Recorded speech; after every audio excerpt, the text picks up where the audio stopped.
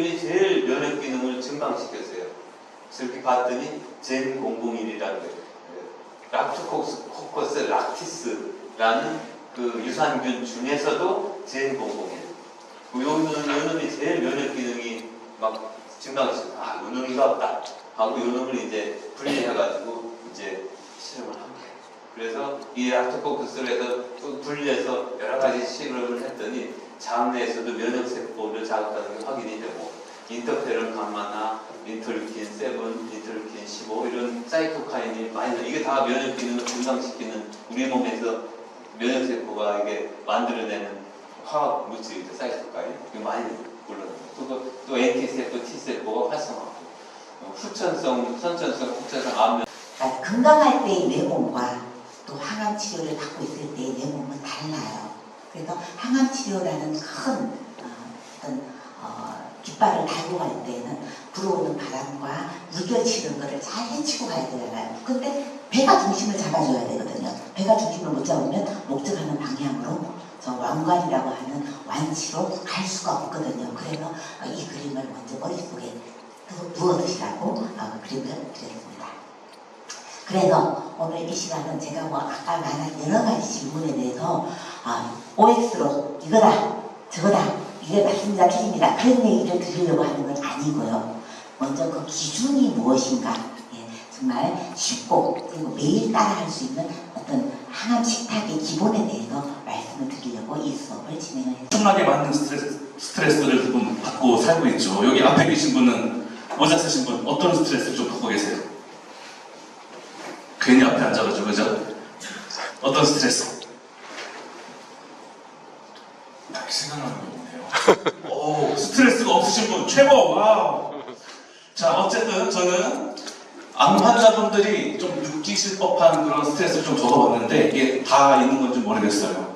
아마도 이것뿐만은 아니겠죠. 제가 암이라는 큰 병에 걸려보지 않았기 때문에 전혀 상상도 안 되는 스트레스들을 가지고 사실 건데 자, 우리가 스트레스를 받게 되면 우리 몸엔 어떤 일들이 벌어질까요? 자, 아까 전에 이주명 원장님께서 호랑이 말씀해 주셨는데 호랑이 만났으니까 이제 좀 사자 만났다고 한번 생각해 보세요. 우리가 사자를 만났다. 깜짝 놀란 거죠? 자, 깜짝 놀랐더니 그때 바로 우리의 교감 부신 시스템이 작동합니다. 저 SAM 시스템이 작동을 하게 됐는데 자, 쭉쭉쭉쭉 내려와가지고 자, 아드레날린이 분비가 되죠. 자, 그러게 되면은 아주 짧은 시간에 아드레날린이 막 분비가 되면서 부신 수질이 싸우거나 이제 도망가거나 하는 그런 마음이 쫙 생기면서 위협을 받는 순간이 있다고죠. 자, 이때 우리 몸은 혈류를 재분배를 하기 시작합니다. 그래서 비뇨기계나 소화기계 이런 것들은 혈류를 보내지 않고 우리 뇌나 심장 그리고 근육, 폐 이런 쪽에 아주 많은 혈류를 보내요. 그리고 간에서는 저장되어 있던 글리코겐을 분해하여 가지고 혈당을 높이고 우리 그래야지 우리가 근육에 필요한 에너지를 공급받고 빨리 싸우든 도망가든 하잖아요. 자, 그리고 기관지도 확장이 되죠. 그리고 뇌도 명료해집니다. 자, 그리고 스트레스 상황이 금방 끝나지 않고 좀 더 계속된다. 그러면은 다음에는 저 SAM 시스템을 보완하기 위해서 저 HPA 축이 작동을 하기 시작해요. 자, 그러면은 쭉쭉쭉쭉 또 내려가가지고 요 알도스테론과 코르티졸이 분비가 되기 시작하는데 처음에 알도스테론이 나오게 되면은 그 신경 반응에 의해서 혈류가 심장에 들어와서 심박수가 올라갑니다. 그리고 혈압도 올라가고요. 그리고 혈류량을 보존하기 위해서 나트륨 배설도 감소시켜요. 그러다 보니까 아까 얘기 들으셨죠? 오줌도 안 마렵고 물도 배출되지 않아요. 이를 통해서 혈류량과 혈압을 유지하는 거예요. 자, 그러면 코티졸이 나오게 되면은 이 코티졸 같은 경우는 당신생 합성을 시킵니다. 요거는 앞에서는 그 간에 있는 글리코겐을 분해해가지고 당을 높였는데 아예 여기서 그 체내 단백질을 분해해가지고 당을 재생성하게 돼요. 그리고 인슐린 민감성 감소되죠. 그리고 성장 호르몬과 갑상선 호르몬도 감소되죠. 그리고 면역력과 염증 반응도 억제해버려요. 그래서 쉽게 말해서 생존에 중요하지 않은 것들 그런 것들은 다 쫙 잘라버리는 거예요. 억제해버리는 거예요. 자, 이 모든 것들이 사실은 우리의 몸을 보호하기 위해서 있는 거죠. 그죠? 자, 근데 다시 그 사자 이야기로 돌아가가지고 그 사자가 내 하나뿐인 친구를 딱 물어봤어요. 그러면 우리 마음 어떨까요? 슬플까요? 자, 아니죠. 자, 안심되죠. 내가 아니어서 다행이다. 자, 그 상황이 딱 끝났기 때문에 아까의 스트레스 상황이 그냥 바로 해결되는 거예요. 그죠? 자, 어쨌든 농담이고요. 자, 어쨌든 사자가 이렇게 옆 사람 데리고 돌아가거나 아니면은 맹수를 또 사자를 이렇게 잡았거나 해가지고 상황이 끝났으면 모르겠는데, 자, 현대 사자는 또 다르죠. 지금 예전에 사자는 이렇게 상황이 끝나면 집에 돌아갔는데, 현대 사자는 집에 돌아가지 않고 어디 있죠? 어디 있을까요? 저희 집에 있죠. 우리 집에. 자, 잔소리하는 아내, 뭐 시어머니가 맹수가 될 수도 있고, 아니면 말 안 듣는 남편이 될 수도 있고, 아니면 돈이 사자가 될 수도 있고, 아니면 건강이 사자가 될 수도 있고, 우리 현대 사자들은 도대체 집에 돌아가지 않아요. 그래서 이렇게 오래오래 스트레스 상황이 지속되면요, 자, 면역계, 호르몬계, 자율신경계 변화, 또 혈관도 축소되고, 또 저산소, 가슴 두근거림, 심장 통증, 고혈압, 당뇨, 면역력 저하, 체력 저하, 우하촉증, 이런 것들이 쭉쭉쭉쭉 이어지면서 결국 이게 뭐다? 암이 제일 좋아하는 환경이 만들어져 버립니다. 너무나도 괴롭죠. 자, 그래서 유튜브를 보다 보니까 이런 논문들을 소개하는 걸 봤는데, 자자, 글씨 많다고 겁먹지 마시고, 자, 빠르게 지나가자면 정황상 뻔한 이야기예요. 위에 두 개는 이러이러한데 스트레스를 덜 받는 그룹이 훨씬 재발관되고 또 건강하고 오래 살더라, 이런 연구 결과고요. 그리고 세 번째 거는 재발했던 환자 그리고 재발하지 않았던 환자들을 조직 검사를 진행해서 비교 검사를 해봤는데, 재발된 사람들은 교감신경의 조직이 밀도가 높게 나오고, 또 재발이 안 된 분들은 부교감신경의 조직의 밀도가 높게 나왔다는 거예요. 이게 교감신경의 조직이 밀도가 높게 나왔다는 건 항상 스트레스와 또 긴장 속에서 있었기 때문에 교감신경이 막 항진된 채로 굉장히 오랫동안 사셨다는 이야기겠죠. 자, 그리고 마지막 얘기는 심리치료를 받은 그룹이 그냥 스트레스 검사만 받은 그룹보다 무재발 생존율이 굉장히 높았고, 그리고 생존율이 유의미하게 높았다, 이런 연구입니다. 자, 이런 연구들이 조금만 찾아봐도 엄청 많아요. 유튜브만 찾아봐도 많고, 뭐 논문 사이트를 찾아봐도 엄청 많습니다. 이미 스트레스가 우리 몸에 엄청난 영향을 미친다는 것이 굉장히 많이 입증되어 있는 상태예요. 자, 그렇다면 특히나 이런 스트레스에 취약한 우리 암 환우분들은 어떤 자세로 암을 좀 극복을 해야 될까요? 자, 찾다 보니까 이런 기사를 좀 봤어요. 마음먹기 나름이야. 이 말 진짜였다. 말기암 생존율 4배 차이가 나더라. 자, 요거 원 논문 제목이 뭐냐면은, 자, 동반 우울증과 적극적 긍정 대처 전략의 상호작용 효과에 관한 연구. 이름이 좀 어려운데, 자, 이게 뭐냐면 생존 기간이 1년 이내로 예측된 말기암 환자 144명을 대상으로 우울증 여부와 그리고 긍정적 대처 능력을 조사하고, 이것들의 대체 수명에 어떠한 영향을 미치는가, 이것들을 본 연구인데요. 자, 첫 번째 그룹, 초록색 그룹은 긍정적 대처 능력이 높고 그리고 우울증도 없는 상태. 자, 이게 가장 사망률이 낮아요. 자, 기준값이에요, 이게. 자, 두 번째 파란색, 긍정적 대처 능력 높지만 우울증은 있다. 근데 특이한 게 우울증이 있기 때문에 사망률이 막 증가할 것 같은데 소폭 증가하더라. 크게 유의미하진 않았다. 자, 노란색 가보니까 긍정적 대처 능력도 낮고 하지만 우울증은 없다. 이런 경우에는 사망률이 좀 증가하더라. 자, 오렌지색 꼭 볼까요? 긍정적 대처 능력도 낮고 우울증도 있더라. 그러면은 이 그룹이, 자, 저 기준값 초록색에 비해서 사망률이 무려 4.63배가 증가하더라. 자, 요 같은 경우는 이 연구가 시사하는 바는 우울증도 물론 생존율에 엄청난 영향을 미치겠지만 여기서는 크게 나타나진 않았죠. 자, 무엇보다도 적극적이고 또 긍정적으로 대처하는가, 요게 훨씬 더 중요하게 작용한다, 이렇게 얘기를 하는 거예요. 자, 그렇다면 적극적이고 긍정적으로 대처하는 것이 정확히 무엇일까요? 자, 그건 바로 스트레스 상황에서 의식적으로 긍정적인 감정과 태도, 행동을 유지하려는 노력입니다. 적극적으로. 단순히 아이고 상황이 좋지 않지만 마음 편히 가져보자, 그냥 이런 것과는 좀 다른 마음인 거죠. 자, 살짝 비교를 해보자면 수동적인 것과 적극적인 건 뭐가 다르냐. 자, 똑같이 재발했는데 저 한쪽은 에휴 뭐 괜찮겠지 뭐. 요것도 어찌 보면 굉장히 긍정적이죠. 하지만 조금 수동적이에요. 자, 옆은 같지만 조금 무섭지만 좋아, 최선을 다해서 치료해보자 딱 얘기를 하는 거고. 자, 똑같이 항암하고 입맛이 없는데 한쪽은 에휴, 항암 중에는 원래 입맛이 그래, 지나갈 때까지 좀 참아보자. 요것도 꽤 긍정적이긴 하지만 좀 더 적극적으로 하라는 얘기예요. 내가 맛있게 먹을 수 있으면서 건강한 것을 한번 찾아보자.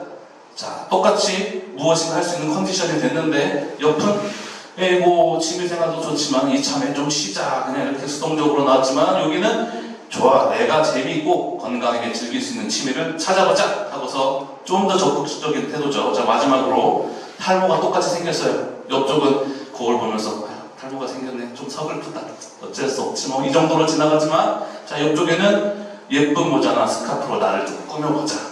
좀 더 적극적으로, 또 적극적으로 나를 이제 좀 더 밝은 쪽으로 이제 해나가죠. 자, 하는 거죠. 자, 무언가를 하든지 훨씬 더 적극적인 자세로, 능동적인 자세로 임하라는 것이죠. 자, 그런데 이제 정작 평생 일만 해오시다가 또 본인이 원하는 것들은 한 번도 해보시지 못하고 했던 분들이 이제 앞에서 병원에 오게 되면 또 이게 시간이 많아지고 하다 보면 도대체 뭘 해야 될지 감이 잡히지 않아요. 너무 힘들죠. 자, 그래서 저희 통합치료실이 다양한 프로그램들 여기서 하나씩 해보시지 않았던 것들을 접해보시면서 앞으로의 긴 투병 기간 동안 좀 건강하게 또 신나고 또 즐겁게 그렇게 투병 생활 하실 수 있는 것들을 좀 찾아보시면 좋을 것 같은데, 자, 이게 저희 통합치료실의 스케줄입니다. 자, 오전 10시 반 그리고 오후 3시 반에 메인 프로그램이 2개씩 돌아가고요. 그리고 점심 식후에 산책, 그리고 저녁 식전에 운동, 이렇게 구성이 되어 있어요. 종류가 많으니까 그냥 빨리빨리 쭉쭉 넘어가 볼게요. 자, 싱잉볼. 이 싱잉볼 보신 분들이 흔치 않은 것 같아서 제가 저기 뒤에서 하나 꺼내올까 싶었는데 빨리 넘어갈게요. 네. 빨리 끝내자고요? 아니요. 아닙니다. 띵 하는 종소리 나는 그런 그릇이거든요. 저 소리 자체가 굉장히 우리의 마음을 편안하게 하고 이완을 시켜줍니다. 우리 뇌파를 실제로 굉장히 이완시키는 효과가 있습니다. 각성 상태의 베타파에서 여기 또 갖다 주시네요. 한번 소리 한번 들어볼까요? 이게 바로 싱잉볼인데요. 소리 한번 들어보세요.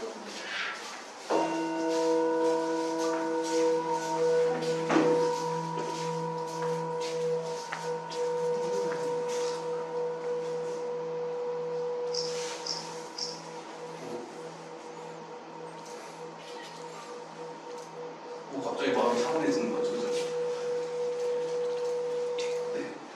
이거 가만두면은 쫙 소리가 막 2분도 갑니다. 2분은 쭉 가요.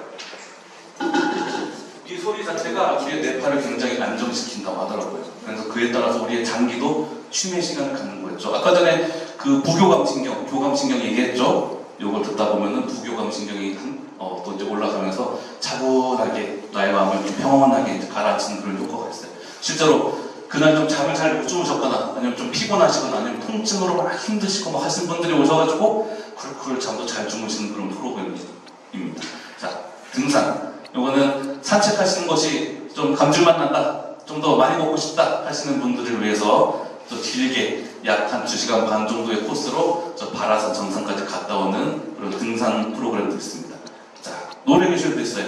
옛날 국내 가요들, 학창시절에 함께 추었던 막 이런 옛날 노래들, 그런 옛날 노래들을 중심으로 공감대를 형성하면서 같이 부르고 즐기고, 여기 병원에 있다 보면은 또 우울하고 또 힘들잖아요. 또 분위기도 살리고 기운도 살아내게 만드는 그런 프로그램입니다. 자, 그리고 미술 프로그램도 있습니다. 미술 프로그램을 통해서 쌓인 불안이나 스트레스들을 풀어내는 거예요. 안전하게 배출해내는 거예요. 자, 집중과 몰입을 통해서 마음이 가벼워지고 정서가 안정되기도 합니다. 자, 그리고 라인 댄스도 있어요. 이거는 지난주부터 처음 시작했던 건데 아주 인기가 좋습니다. 이때 그렇게 많이 계시지 않았던 때지만 그래도 그 네 분이서 굉장히 재밌게 흔들고 가셨던 그런 프로그램이에요. 이게 일단은 음악을 들으면은 굉장히 사람이 신나고 또 즐거워지거든요. 또 활력이 돋아납니다. 자, 쭉쭉 넘어갈게요. 힐링 타악 연주인데요. 자, 저기 창고에 타악기가 거의 한 100명도 넘게 할 수 있는 그런 악기들이 저기 뒤에 있어요. 자, 요거 가지고 한 번도 타악기를 만져본 적이 없는 분들과 1시간 안에 아주 멋진 앙상블 작품을 막 만들어냅니다. 그거 하고 나면은 아주 환자분들이 큰 활력을 얻어요. 이것들은 이제 좀 연구들이 많이 있는데 실제로 타악기를 연주하고 했던 그룹과 아닌 그룹과 비교를 했더니 스트레스 호르몬이 코티졸이 감소했더라, 엔돌핀이나 도파민, 세로토닌이 증가했더라, 심지어는 암세포를 잡아먹는 NK 세포도 활성화가 되더라, 이런 연구들이 있더라고요. 자, 그리고 다음은 요가. 우리 또 수술 받고 항암하다 보면은 뻣뻣해져 있죠. 이런 것들 풀어내면서 또 좀 더 회복을 촉진하는 그런 프로그램이라고 할 수 있겠습니다. 자, 시간이 없으니까 쭉쭉. 왜냐면 지금 요 공간에서 좀 이따 양말먹공이 해야 되거든요. 자, 마침 양말먹공이가 나왔네요. 자, 요거는 모여가지고 양말목이라고 양말 생산하고 남은 그 부산물 가지고 공예품 만드는 거예요. 냄비받침 만든다든지 저기 밖에 게시판에도 걸어놨는데 뭐 리스트 같은 거, 뭐 도어벨 이런 거 만든다든지 이런 거 하는 것 자체가 굉장히 힐링이에요. 지금 이 순간 내가 아는 환자라는 것을 좀 잊고 이 순간에 집중하면서 마음이 되게 안정되고 자신감이 살아나는 그런 활동입니다. 그리고 아로마 테라피도 있어요. 천연 에센셜 오일들을 이용해가지고 향 같은 것이 딱 맞자마자 우리 뇌로 작용하는 시간이 바로 0.3초 정도밖에 안 걸린답니다. 식사 같은 거는 20분, 30분 걸리잖아요. 근데 향 같은 건 딱 맞는 순간 안정되기도 하고 기분이 살아나기도 하고 아주 빠르게 작용되는데 이런 것 자체가 기분과 수면의 질을 개선하기도 하고 또 약으로 다룰 수 없는 그런 문제들을 보조적인 수단으로 또 다룰 수 있는 그런 것들이라고 합니다. 자, 이 아로마 테라피가 위에 3층에도 V라운지에도 있는데요. 거기는 여기 히노키탄이 들어가가지고 몸을 따뜻하게 이완을 하고 딱 나오면은 우리 선생님께서 천연 에센셜 오일을 이용해가지고 터치 마사지를 해줍니다. 이런 것 자체가 신체적 그리고 심적 고통을 완화하는 보조적 케어로서의 가치가 있고 또 자율신경계의 균형도 맞춰주고 면역력도 강화시켜주고 또 통증 및 근육기능 긴장 완화, 정서적 지지와 유대감 같이 이렇게 마사지 받고 하는 그런 사이에 이제 유대감이 막 쌓트고 또 정서적으로 굉장히 지지받는 그런 느낌이 들기도 합니다. 자, 그리고 지난주에 처음으로 하게 된 양궁 체험 활쏘기인데요. 이 활쏘기 자체가 굉장히 또 힐링의 과정이더라고요.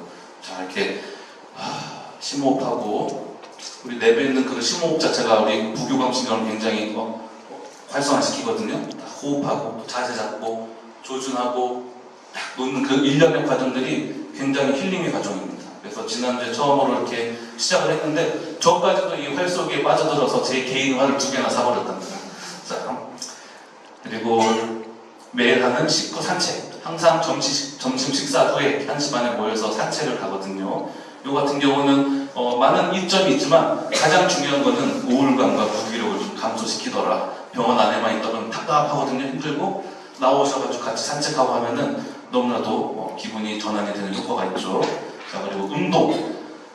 근간소증을 예방하고 완화하는 효과도 있고 하지만 무엇보다도 직전에 가벼운 근력 운동을 하고 나면 근육 자극 효율을 높이고 또 식욕 촉진으로 식사 섭취량도 늘리고 또 단백질 흡수율도 증가시키더라. 같이 이렇게 간단하게 근력 운동하면서 좀 더 건강 더 챙길 수 있는 그런 시간이고요. 자, 이거는 지나가도록 하겠습니다. 우리 마음에 그냥 빠르게 얘기할게요. 중요한 얘기인 것 같아가지고 위약 신념의 효과라는 거, 플라시보 효과 다들 좀 익히 알고 계실 겁니다. 이 효과가 이거 넘어갈게요. 이 효과가 그냥 약에만 있는 줄 알았더니 외과적인 그런 수술에도 효과가 있더라, 이런 내용이 있더라고요. 제가 이제 소중한 분이 책을 선물해 주시는 게 있는데 그 책에 이제 내용을 갖고 온 겁니다. 무릎 관절이 아파가지고 제대로 걷지 못하는 환자들을 대상으로 첫 번째 그룹은 손상된 연골을 직접 깎아냈어요. 두 번째 그룹은 무릎 관절을 세척해서 염증 반응 물질을 제거했어요. 근데 세 번째 그룹은 실제로 절개를 했어요. 근데 수술하는 척만 하고 봉합을 해버렸대요. 그 사람들한테 이거 잘 치료했다고 그냥 얘기하고. 자, 그랬더니 결과는 어떻게 됐을까요? 자, 당연히 이제 첫 번째, 두 번째 그룹은 표준적인 치료를 했기 때문에 당연히 호전됐지만 세 번째 그룹도 마찬가지로 비슷한 효과를 본 사람들이 많이 있었답니다. 그래가지고 그때까지는 막 잘 걷지도 못했는데 아들하고 같이 농구를 막 하고 그랬다고 하죠. 자, 이렇게 효과가 있는데 반대 효과도 있겠죠. 노시보 효과입니다. 부정적인 신념의 힘. 여기 요것도 그 책에 나와 있던 내용인데 샘 론드라는 식도암 환자가 있었는데 그 당시 식도암은 100% 사망했다고 합니다. 당연히 이 환자분도 몇 주 뒤에 사망을 했는데 부검을 해보니까 실제로 몸에 별로 암이 없었고 목숨을 앗아갈 만한 정도의 암도 없었고 특히 식도암의 흔적은 전혀 발견되지 않았다는 거예요. 이렇게 마음이 우리의 몸을 굉장히 지배를 많이 하죠. 자, 요거 마지막으로 한번 같이 읽어보고서 마쳤으면 좋겠습니다. 자, 시작! 믿음은 생각이 되고 생각은 말이 되고 말은 행동이 되고 행동은 습관이 되고 습관은 가치가 되고 가치는 생각이 된다. 네, 제 강의도 여기서 이제 마무리하도록 하겠습니다. 자, 강의 들으시느라고 너무나도 고생 많으셨고요. 자, 지금부터 이제 병원 투어를 좀 자유롭게 진행하시기도 하고 그리고 좀 궁금하신 게 있으시다 그러면은 이제 원장님께 질문도 하시기도 하고 자 그리고 우리 상담실에서 상담을 원하시는 분들이 계신다면 저기 밖에 데스크에 방병록 옆에 성함하고 연락처를 남겨주시면은 저희 상담실에서 안내를 해드리겠습니다. 자 오늘 강의 들으시느라 고생 많으셨습니다. 감사합니다. 네, 혹시 병원 간단하게 투어 원하시는 분들은 잠깐 먼저 나가시고 잠깐 앉아 계시면 그룹 모아서 병원 투어 해드리겠습니다.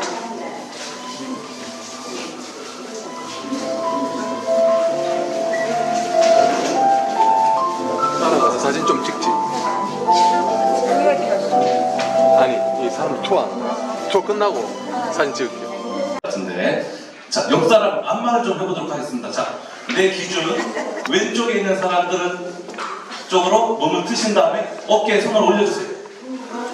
자 어깨에 손을 올려주시고 어떻게 할 거냐면요. 자 먼저 8번 하나 둘 셋 넷 다섯 여섯 일곱 여덟 하고 돌아서 오른쪽으로 또 한번 하나 둘 셋 넷 다섯 여섯 일곱 여덟 그 다음에 다시 왼쪽으로 가는데 이번에는 4번 하나 둘 셋 넷 오른쪽 하나 둘 셋 넷 그 다음에 몇 번? 2번 자 하나 둘 오른쪽 하나 둘 그 다음에 하나 오른쪽 하나 다시 왼쪽 하나 자 지금 저희 되게 천천히 했거든요. 이해 안 되신 분 다 이해되시죠? 자 먼저 왼쪽부터 시작해서 8번 4번 2번 하나 다 이해하셨죠? 자 가보겠습니다. 다시 왼쪽으로 몸을 드시고 자 연습할 때 엄청 천천히 해가지고 약간 재미없었죠? 자 이번에 좀 빠르게 가도록 하겠습니다. 이거 빠르게 하려면 쉽지 않아요. 몸 축축축축 벌려야 됩니다. 자 준비하시고 자 시작 하나 둘 셋 넷 다섯 여섯 일곱 오른쪽 하나 둘 셋 넷 다섯 여섯 일곱 왼쪽 하나 둘 셋 반대로 하나 둘 셋 반대로 하나 둘 반대로 하나 반대로 하나 자 이렇게 몸을 좀 풀어봤습니다. 제가 원래 이런 거 할 계획이 없었는데 여기 이렇게 딱 서서 보니까 다들 이렇게 피곤해 보이시고 또 이렇게 하셔가지고 자 이렇게 간단한 안마로 시작을 해봤습니다. 자 오늘 이렇게 바쁘신 와중에도 이렇게 시간을 내주셔가지고 여기까지 오신 여러분들 너무나도 감사하고 또 환영합니다. 자 오늘 첫 번째 시간으로는 바로 그냥 진행을 해도 될까요? 자 우리 첫 번째 시간으로 우리 이두환 원장님께서 이제 강의가 있을 텐데 우리 이두환 원장님 나오실 때 큰 박수로 맞이해 주시면 됩니다.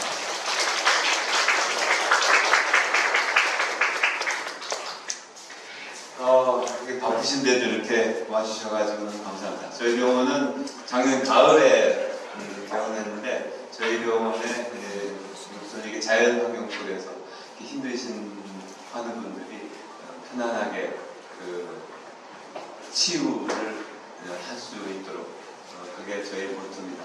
물론 최신 장비나 이런 거 다 가졌고요. 그 다른 데하고 다른 건 저희 자연환경이 너무 좋아서 사실 그 자연환경을 보는 것만 해도 스트레스 지수가 확 떨어져요. 그래서 이제 여러 가지 건강에 좋은 면이 많습니다. 그래서 너무 그려주십니다. 자, 이제 오늘 제가 할 거는 이제 암이 이제 치료되는데 사실은 그 면역 기능이 굉장히 중요한 역할을 하거든요. 그래서 암은 왜 생기고 면역 기능이 우리 암 치료에 어떤 도움을 되는지 그걸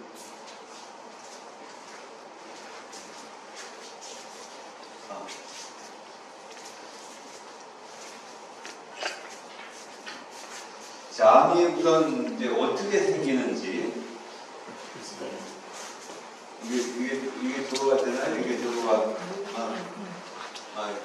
암이 이제 왜 생기는지 뭐 대략 아실 거예요. 이제 정상적으로는 이렇게 우리 세포들이 이렇게 분열을 하고 이렇게 이제 여러 가지 기능을 하는데 이게 분열하는 과정에서 이게 돌연변이가 발생합니다. 왜 생기냐? 그리고 자외선도 있고 뭐 이렇게 여러 가지 발암성 물질, 그다음에 운도 작용하고 그래서 뭔가 하여튼 하다 보니까 수학적으로도 이렇게 오류가 생길 확률이 생겨요. 그래도 우리 몸은 너무 잘 만들어졌기 때문에 이건 다 이게 다시 이렇게 수리를 해요. 그래서 되게 문제가 없어요. 그런데도 수리를 못하는 부분이 생겨요. 그러면 이제 이게 병적인 게 생기죠. 근데 또 대부분은 이 병적인 게 생기면 지가 죽어요. 이게 정상 유전자가 아니기 때문에. 그래서 죽는데 그럼에도 불구하고 또 살아나는 놈들이 있어요. 살아나면서 이제 증식하는데 이건 정상세포가 아니죠. 그러면 요거를 또 다시 면역세포도 이상한 놈이 생겼네 하고 이 놈을 갖다가 죽여요. 그래서 이제 이런 거 생겨도 이제 다 없어지니까 이제 암이 안 생기죠. 그럼에도 불구하고 그걸 또 뚫고 나오는 놈들이 있어요. 그게 이제 암이 진짜 암이 생기는 거죠. 이렇게 이제 그걸 막 번식하게 되면 이렇게 암덩어리가 막 생겨요. 이건 이제 진짜 암이 되는 거죠. 그러니까 실제로 우리 몸에서 이 단계까지는 굉장히 자주 일어나요. 뭐 수시로 일어나는데 그래도 면역세포가 이거 잡아서 다 제거를 하니까 우리가 이제 건강하게 이렇게 살 수가 있죠.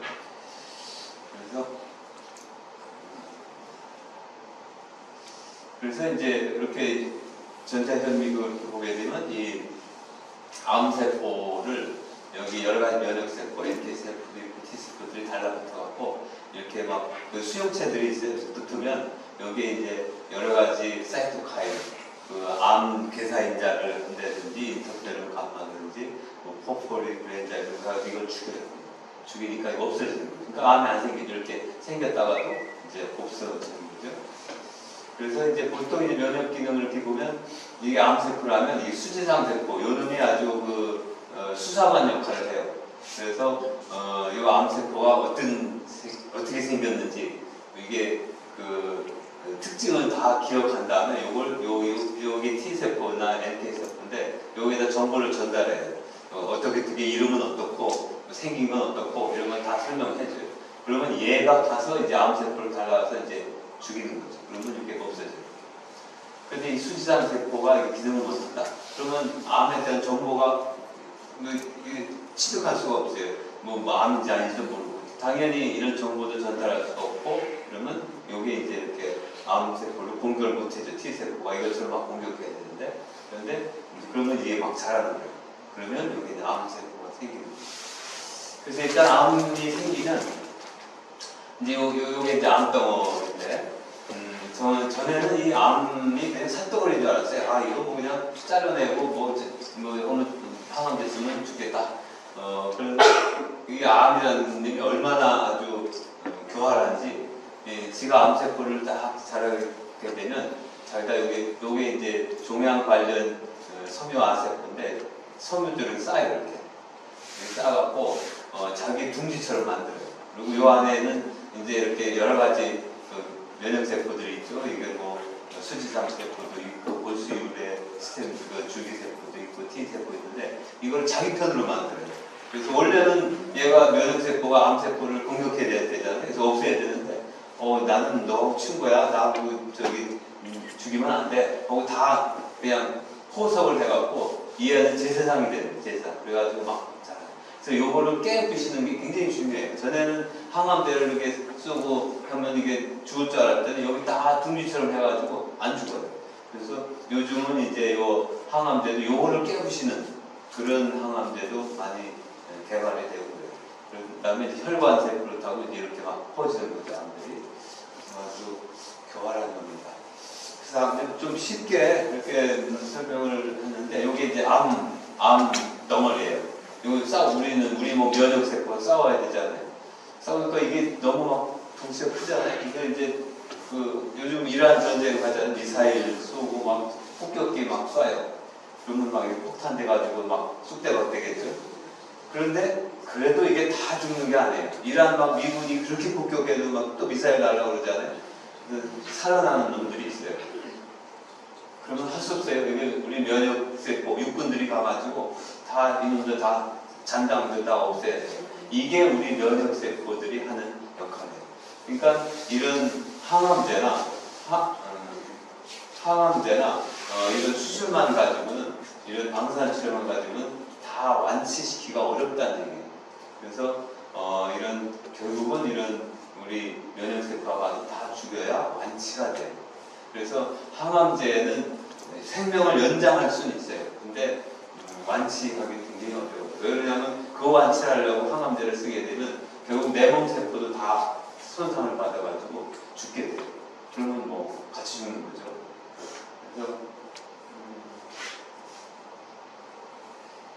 그래서 이제 우리 몸이 어떻게 이제 요거를 이제 아까 이렇게 지난 건데 구멍 내서 하는 게 여기 암세포에다가 면역세포가 달려가지고 구멍이 생겼어요. 이게 퍼포린이라는 사이토카인에 구멍 낸 다음에 여기다 그랜자임이라는 효소를 집어넣어요. 그럼 이게 죽어요. 마치 구멍 뚫고 거기다 수류탄 집어넣는 거 똑같아요. 그러면 이게 이제 폭파되는 거죠. 이게 이제 면역세포들이 하는 거. 이건 실제로 전자생명을 찍어가지고 그 작동 기전을 보는 거예요. 그래서 이제 우리 몸의 면역은 크게 이제 자연력, 선천 면역이라고 해요. 태어날 때부터 가지고 있는 것. 적응 면역은 후천적으로 생기는 거. 이건 주로 백신 같은 거 맞을 때 또는 무슨 병을 걸리면 거기에 다음에 면역이 생겨서 이제 병이 안 생기게 하는 거고. 이거는 태어날 때부터 원래 가지고 있는 그런 면역이에요. 그래서 얘들이 하는 역할은 주로 우리 몸이 아닌 것들은 다 없애버려요. 우리 몸이 아닌.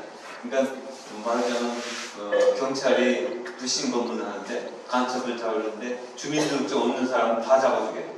그래서 NK세포, 호중구 이런 것들이 암세포를 줍니다. 호중구 여기 암 환자분들 계신지 모르겠지만 항암할 때 꼭 호중구 세포를 봐요. 그래서 이게 이제 암세포에 굉장히 중요하고 이게 부족하면 이게 세균 바이러스들이 생겨요. 그래서 이런 그 면역 기능을 이제 말하자면 주민등록증 없는 사람은 다 죽여요. 근데 적응 면역은 뭐냐면 살인자를 이게 찾아야 되는데 살인자 다른 사람 다 잡을 수 없잖아요. 누구 홍길동 저기 범죄자 누구 수배한 사람 주민등록증 봐 해가지고 홍길동 아니네 보내고 그래서 그 범죄자만 가서 찾아 죽이는 애들 그래서 얘들은 백신을 하게 되면 얘들은 코로나 백신을 맞았다 그러면 코로나만 죽여요. 코로나 백신 맞았다고 다른 균 죽이는 게 아니에요. 그래서 얘들은 특정 그 균만 잡아 죽이는 거고 얘는 우리 몸이 아닌 거는 다 죽이고 그러니까 얘들이 굉장히 중요해요.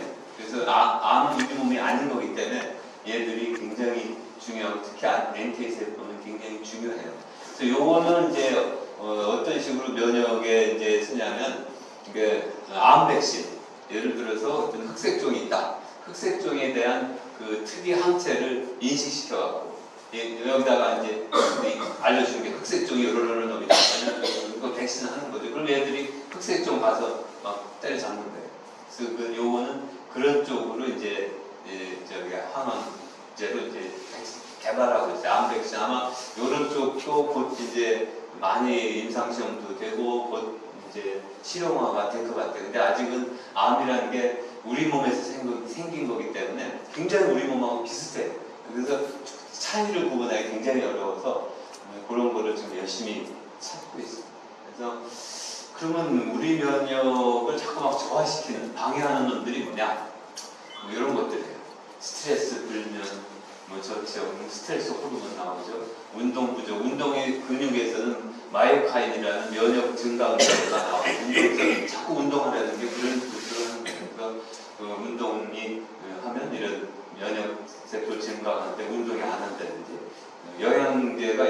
결핍, 면역세포가 막 자라고 활동하려면 영양제가 부족하면 안 돼요. 그래서 충분한 영양 상태가 있지 부족하면 이게 또 되고, 항암 치료하게 되면 막 분열세포, 골수 같은 데를 다 때려잡아요. 그러니까는 당연히 골수가 이게 억제되면 이런 그 면역세포가 나오지 않고 증식도 안 하고 분화도 안 하고, 그러면 이제 병 걸리고, 암도 요때 아까 얘기하는 돌연변이가 생기면 이런 상황에서 확 자라요. 근데 건강하면 이제 돌연변이가 생겨도 얘들이 가서 잡아서 없앨 텐데 이런 식이 되면 이제 암도 잘 걸립니다. 그래서 평소 생활 습관 이런 거는 아주 피하셔야 됩니다. 좀 재밌게 그림을 그리는데, 항암제를 하게 되면 여기 막 적군 진지해요. 막 비행기 가서 일하는 뭐 폭격하죠. 그런데 요것만 싹 없으면 좋겠는데 주위에 아무래도 막 이게 피해를 입어요. 이번에도 뭐 소학교, 여학교 막 폭탄 맞아가지고 많이 죽었잖아요. 이런 식으로 생겨서 항암제 쓰거나 뭐 수술하고 나면 옆쪽에도 막 손상을 입어요. 이거를 잘 회복시키고 그런 게 또 관건이죠. 그래서 이게 항암제나 쓰고 뭐 이런 거 적군은 막 폭탄 맞아 죽었는데 멀쩡한 시민들한테 막 큰 피해를 입어요. 그래서 그게 이제 항암은 많이 힘들고 회복하기 어렵고 막 그렇게 되죠. 그렇기 때문에 항암제도 자주를 못해요. 진짜 암 없애려면 매일 맞으면 좋죠. 근데 매일 맞으면 사람이 살아남겠어요? 다 죽지. 그럼 본인도 죽는 거예요. 그 항암제가 그런 문제가 있어요. 이런 면역을 저하시키는 아까 스트레스 이런 건데, 이거 전쟁 나는데 이게 조그만 이런 거 먹어가지고 싸워서 이길 수 있겠어요? 병원가서? 안 되죠. 면역이 증강하려면, 군인이 막 싸우려면 음식도 잘 줘야지. 이렇게 운동하고 맨날 누워있다가 전쟁 나면 되겠어요? 이것도 안 되지. 그 스트레스, 뭐 아랫사람한테 야단치고 벌 주고 뭐 스트레스 주면 이게 다 면역. 이 군인들이면 싸워야 되는데 싸울만 나겠어요? 이게 스트레스. 그다음에 여러 가지 필요한 무기도 갖다 주는데 딸랑 권총 하나 주고 싸우라고 나오면 싸울 수 있겠어요? 이게 다 이제 면역을 저하시키는 역인데, 이런 거를 다 교정해 줘야 돼요. 그래야 우리 군인들이 신나게 싸워서 암을 이길 수 있는 거예요. 그래서 이제 면역 활성화 치료들은 여러 가지가 있어요. 잘 아시겠지만 사이머신할까, 요건 흉선에 있는 그 T세포를 증식시키고 훈련시키는 기관인데, 가슴 여기쯤 있어요. 여기쯤 있는데 그거를 나이가 들면 이게 자꾸 이게 줄어들어요. 처음에는 젊었을 때는 굉장히 활성화됐는데 이게 줄어들어갖고 이제 자꾸 그 면역 T세포들이 잘 증식을 못해요.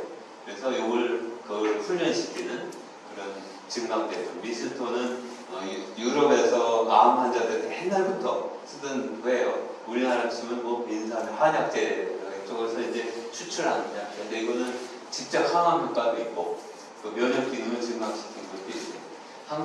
항산화제는 우리 몸에서 활성산소 굉장히 나빠요. 그냥 정상세포도 다 막 이제 노화시키고 그래요. 그거를 산화를 활성산소 없애는 거죠. 이런 것들이 비타민 C나 리포토신이나 글루타치온 이런 것들이 항산화제라서 이런 면역세포들을 막 활성화시켜요.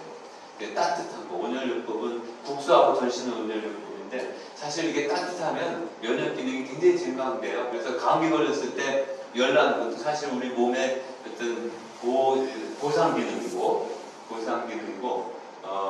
또 감기 걸렸을 때 막 입을 뒤집어 쓰고 땀을 �뺀다든지 사우나 있으면 금방 났잖아요. 이게 면역 온도가 1도 올라갈 때마다 한 30%는 증강이 돼요. 그래서 면역 기능이. 그리고 고압산소, 이거는 이제 면역세포도 다 먹고 살아야 돼요. 산소가 있어야 되는데 이게 이제 암 상황에서는, 암 주변에서는 암이 다 빨아먹어요. 그러면 면역세포들이 먹고 살 산소가 부족하니까 질식 상태가 돼요. 그래서 이런 산소를 충분히 준다든지, 아까 얘기한 결핍 성분들, 비타민 D나 글루타치온 이게 부족하면 면역 기능이 제대로 활동할 수가 없어요. 그래서 이제 마이크로바이옴은 좀 단어가 생소할 텐데, 우리 몸의 장내 미생물 환경이라고 보시면 돼요. 가장 중요한 많은 것이 우리 대장 중에 있어요. 우리 몸에 다 있지만 제일 많은 것은 대장. 이 대장에 있는 세균이 옛날에 그냥 같이 사는 건가 보다. 그런데 요즘 굉장히 핫하게 연구가 많이 되는데 터놓을수록 우리 몸하고 서로 막 연관이 있는 거예요.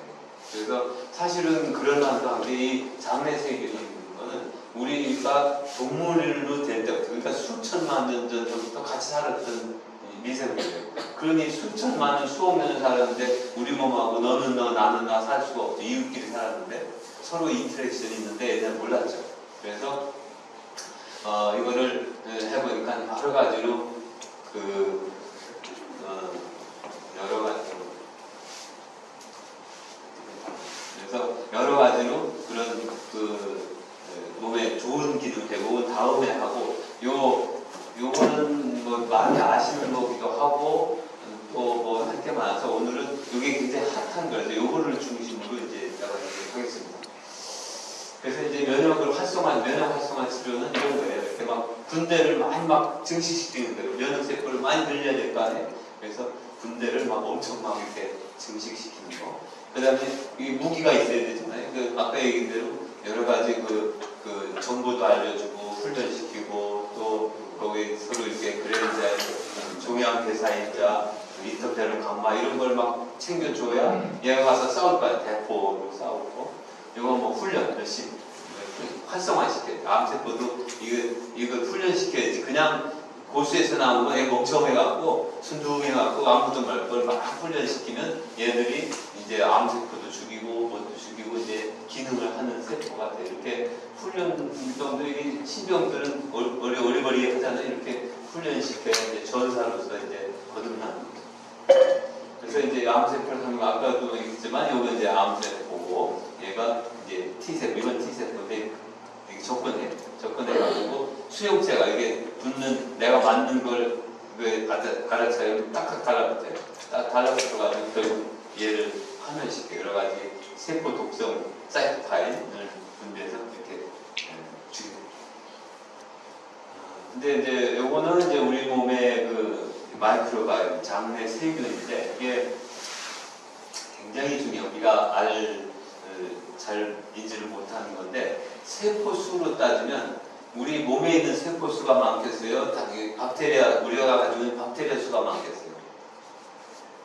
박테리아 수가 훨씬 많아요. 뭐 1대 9라는 설도 있고 3대 7이라는 설도 있는데 하여튼 많아요. 그러니까 사람은 어떻게 보면 세포 수로 따지면 사람이 아니라 박테리아 덩어리예요. 박테리아 덩어리. 그래서 굉장히 박테리아 수가 많아요. 그리고 입안에 있는 것도 입 깨끗한 것 같죠? 근데 요 입안에 있는 박테리아 수만 모아봐도 전 세계 인구 수가 더 많아요. 그러니까 피부에 있는 것도 들만큼 많아요. 물론 대장에서 제일 많죠.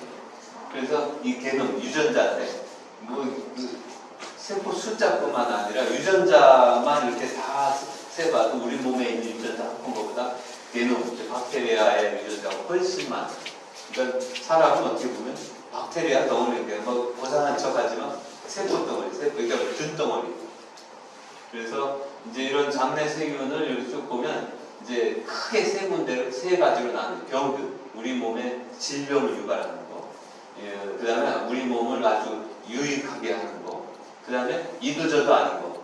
그냥 적당히 있다가 눈치 보고 있다가 기해균이라고 해요. 우리 몸이 약하거나 면역력이 약하면 얘들이 막 자라가지고 병이 일으키고 우리 몸이 건강한 거나 얘들 유익균이 막 세고 얘들이 장치고 다니면 얘들은 죽은 듯이 가만히 있어요. 그래서 이런 균형이 굉장히 중요해요. 그래서 이런 균이 많으면 병이 걸리는 거고 이런 균이 많으면 건강. 그래서 이런 균이 많게 하려면 뭐 여러 가지가 작용을 해요. 선천적인 것도 있고 음식도 있고 그런데 전체적으로 식이섬유들을 많이 먹으면 이런 균들이 많이 잘 자라요. 그래서 사실 야채 내지는 식이섬유를 많이 먹는다는 게 이런 거를 증식시키기 위해서. 실제로 유산균을 먹더라도 이 식이섬유 이런 걸 같이 먹어야 얘들 먹고 살 게 있잖아요. 유산균 주면 어떻게? 얘들 먹고 살아야 막 클 거 아니에요. 그래서 식이섬유나 이런 프리바이오틱스라고 해요. 그런 거를 같이 먹으면 훨씬 얘들이 먹더라도 효과가 좋죠. 많이 막 자라니까. 이렇게 장세균을 보면 이렇게 생겼어요. 장 속에 뭐 별세균이 다 있어요. 뭐 이렇게 해서 얘들이 그 면역세포 서로 이렇게 하면서 면역세포를 막 훈련시킨다고 그럴까? 증강시켜요. 그리고 장 면역축, 그래서 장에 있는 그 면역 세포들을 막 이렇게 증강시키죠. 그래서 요 세균이 유익한 세균이 많은 게 굉장히 중요한 거예요. 그래야 얘들이 막 활성해서 암세포가 생겨도 얘가 죽이고 막 이렇게 하죠. 그럼 이것뿐만 아니라 이 균들이 뭐 우울증에도 관계하고 비만에도 관계하고 당뇨에도 관계하고 뭐 별데 다 관계해요. 이게 사실은 그 옛날에는 아무것도 몰랐는데 관계없다고 생각했는데 이것들이 지금 우리 몸의 노화나 이런 데 다 관여를 해요. 그 중에 하나가 이 면역 기능에 이제 관여를 하는 거예요. 그래서 이제 생각한 거예요. 이제 사람이 이제 병이 특히 대장 쪽의 병, 저희들이 이제 하게 되면 크론 병이라든지 궤양성 대장, 그리고 대장 등에 이제 주로 병이 생겨요. 근데 분명히 거기에 병이 생기면 세균하고 관계 있을 거다. 그 생각하면 무슨 세균인 건지 모르는 거예요. 그래서 어떻게 생각했냐면 건강한 사람의 대변을 그 환자 크론병에 있는 염증이 굉장히 많거든요. 거기다가 넣으면은 혹시 낫지 않을까 그런 생각을 한 거예요. 그래서 무슨 균이 좋은지는 몰라도 건강한 사람의 세균변을 갖다가 떼다가 잘 정제해서 넣으면은 치료가 될 거다. 그래서 이렇게 기증자, 건강한 사람이에요. 변을 이제 채취해서 식용수에 씻고 섞어해서 이걸 갖다가 대장 내시경이나 위 내시경 또는 캡슐로 이걸 줘요. 그러면 그게 이제 장으로 가겠죠. 그러면 얘들이 건강한 사람에서 받은 균이 환자한테 막 갈 거 아니에요. 그러면 막 자라겠죠. 자라면 이제 어떻게 될까? 이제 궁금한 거예요. 그래서 해봤더니 굉장히 효과가 좋아요. 사실 그 크론병이나 궤양성 대장병은 특효약이 없어요. 그러니까 아직은 그 병 자체를 없애는 약은 컨트롤하는 것만 가요. 항염 소염제를 써가지고 그 염증을 억제하는 그런 약만 지금 개발돼서 그런 약을 쓰고 이게 컨트롤하는 거죠. 큐어가 아니라 완치가 아니라 조절하는. 그런데 이렇게 했더니 완치가 되는 거예요. 이게 세균을 완전히 바꿔줬더니. 그래서 물론 다 나는 건 아니에요. 어떤 사람은 낫고도 살아나는데 어쨌든 간에 그렇게 안 낫던 병이 이렇게 하니까 신기하잖아요. 야, 이게 도대체 무슨 균이 이렇게 될까? 이제 또 연구할 거예요. 이거 낫긴 나았는데 이게 건강한 사람은 어떤 세균이 좋길래 그런지 아직도 모르죠. 그래서 이제 암 환자도 해봤어요. 암 환자. 요 레스폰더는 항암제에 잘 듣는 사람. 요 사람은 항암제에 안 듣는 사람. 그래서 항암제 써도 누군 듣고 누군 안 들어요. 이게. 그래서 항암제 듣는 사람한테 듣는 사람의 변을 항암제 안 듣는 사람한테가 아까 방식으로 2시간을 받아가지고 잘 정리해서 이제 주입을 한 거예요. 그랬더니 얘가 항암제 들어요. 신기하잖아요. 근데 뭐 아직도 무슨 세균인지 모르고 뭔 세균인지 모르지만 하여튼 듣는 사람 세균을 줬더니 요게 이제 흑색 쪽인데 요게 이제 다리에 생긴 거예요. 이게 까맣게 여기 그래서 점점 날짜가 갈수록 점점 줄어들어요. 여기서 다 났어요. 다. 그래서 이런 일이 벌어지거든요. 참 신기하죠. 무슨 균인지 모르죠. 어쨌거나 낫긴 나니까. 그래서 이번에 쥐 실험을 했어요. 이 사람은 항암제 안 듣는 사람, 이 사람은 항암제 듣는 사람. 쥐에다가 이 사람 안 듣는 사람 변도 이는 이지에다 넣고, 이 항암제 듣는 사람 변은 요지에다 넣고 했더니 요 항암제 안 듣는 사람 쥐에다가 여기다가 이식시키죠. 해서 봤더니 암이 막 자라요. 그런데 항암제 듣는 사람의 변을 갖다 넣은 쥐는 듣는 속도가 훨씬 적죠. 굉장히 늦게 자라요. 그리고 면역 기능도 조사했더니 면역 기능이 이 사람 안 듣는 사람들의 쥐한테 넣은 쥐의 면역 기능이 떨어져 있고, 이 듣는 사람한테 넣은 쥐의 면역 기능을 했더니 면역 기능이 올라가 있어요. 결국 뭔지 몰라도 이 사람들의 변이 뭔가 작용을 했을 거다. 그 이제 사람들이 이제 생각을 했을 거 아니에요. 그래서 이제 도대체 무슨 세균이 이게 작용할까 해서 사람한테 있는 암 환자의 항암제 듣는 사람들의 변을 받아다가 세균을 다 분리해가지고 거기 우리 몸에 CD4 T세포 같이 내양을 했어요. 내양을 해서 이게 얼마나 면역 기능이 올라가 인터페론 감마는 면역 기능이 얼마나 좋은지 보는 거라고. 다 이거 풀수록 당연히 면역 기능이 높은 거죠. 또 이거 컨트롤 이거 제일 낮에서부터 점점 세균 이게 다 세균 종양 미세 환경이 무슨 가스집처럼 막 둘러싸고 있다고 그랬잖아요. 그거로 뚫고 들어가는 또 면역세포들이 활성화됐기 때문에 또 도와주고 뭐 이런 게 이제 밝혀졌어요.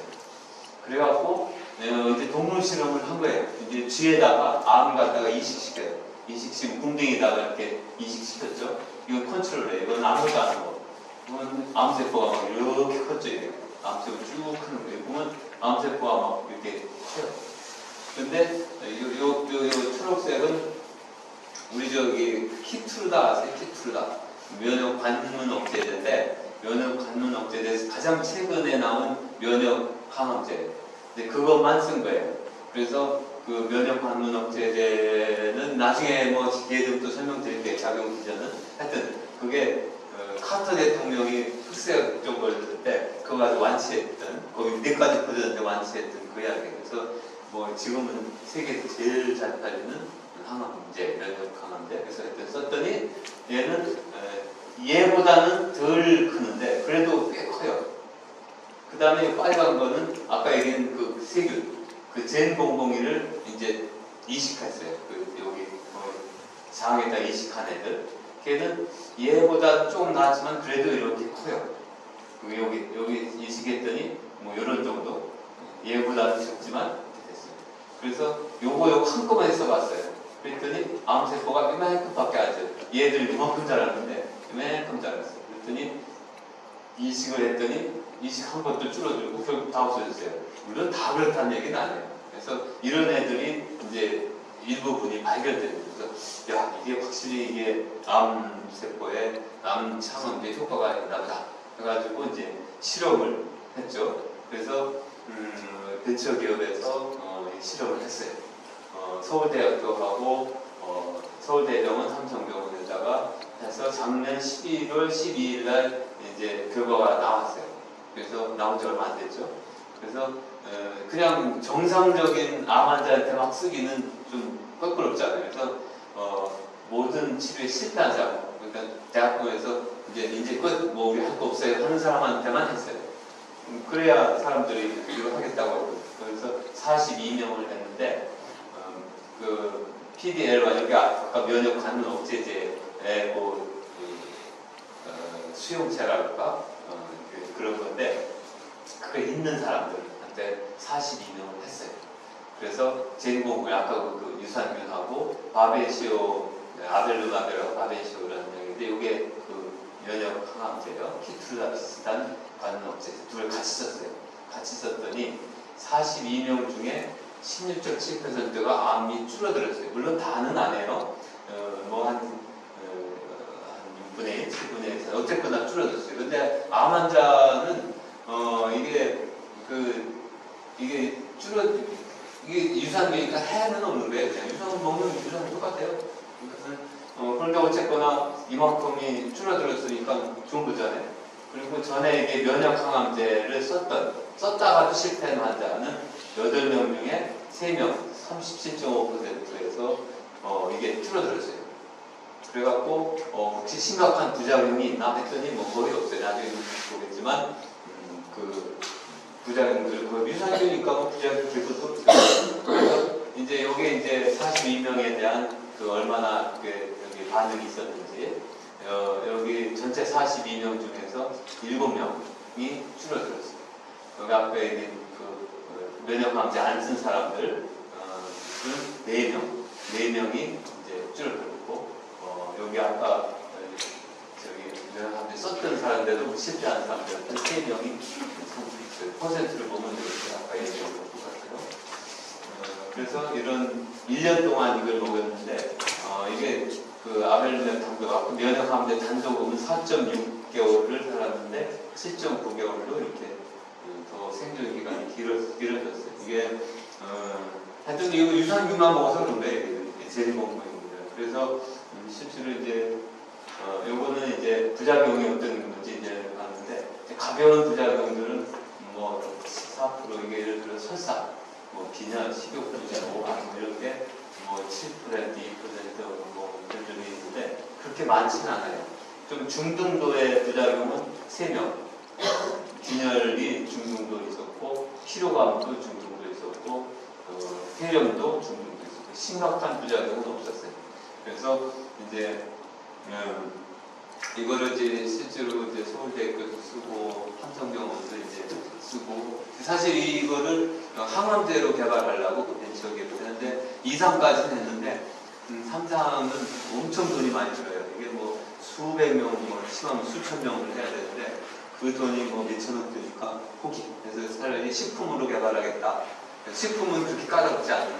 그래서 지금 식품으로 나와 있어요. 나와 있어서 이런 것도 있어요. 뭐 새로운 거라서 이렇게 소개를 해드렸습니다.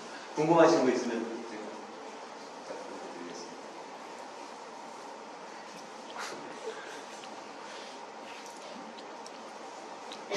뭐가 이거 없으세요? 있을 것 같은데. 그럼 제가 이렇게 끝나겠습니다.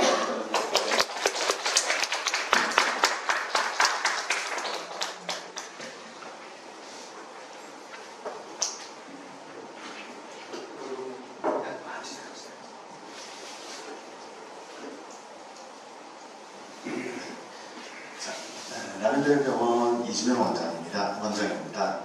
일단 제가 지금 좀 강의드릴 내용은 저희가 외과로서 이제 수술을 했을 때 어떤 문제가 생길 수 있고 그리고 이걸 어떻게 대처를 해야 되는가 이 부분을 조금 말씀드리려고 제가 강의를 준비를 좀 했고요. 일단 이제 수술이라는 거는 결국에는 물리적으로 제거를 하는 거죠. 수술이라는 건 결국에는 뭐 수술, 외과적 절제 이런 거는 다 물리적으로 암을 제거를 하는 겁니다. 근데 일단 이렇게 물리적으로 제거를 하는 건 좋은데 일단 그렇게 되기 위해서는 몇 가지 문제가 있죠. 피부 근처에 이렇게 뭔가 암덩어리가 있으면은 제거하고 꾸미면 됩니다. 그냥 녹 떼내면 되는데 문제는 대부분의 암들이 이제 근육 밑에 굉장히 깊숙하게 있습니다. 그러니까 이 암을 물리적으로 제거를 하기 위해선 거기까지 파고 들어가야겠죠. 피부도 그렇고 근육도 그렇고 근막도 그렇고 파고 들어가야 되기 때문에 그 통로 때문에 생기는 문제. 그리고 두 번째로는 이 수술 물리적으로 이걸 제거를 한다고 하면은 이게 아무런 기능이 없는 장기거나 아니면 약이나 이런 걸로 대체가 가능한 장기면 괜찮은데 기능을 하고 있는 장기를 잘라내지 않습니까? 그러면 기능을 유지를 해야겠죠. 그렇기 위해서 자르고 이어붙이거나 아니면 뭐 이렇게 일부러 인공적으로 만들어내거나 이런 것들을 하는데 그런 거에서 또 생기는 문제. 마지막으로 이제 수술 자체도 수술 자체지만 수술을 하려면 전신적으로 마취를 해야 되지 않습니까? 그 마취 때문에 생기는 문제. 총 이렇게 세 가지 원인 때문에 수술에서 이제 여러 가지 합병증들이 생깁니다. 그래서 이제 크게 이제 아주 자주 이렇게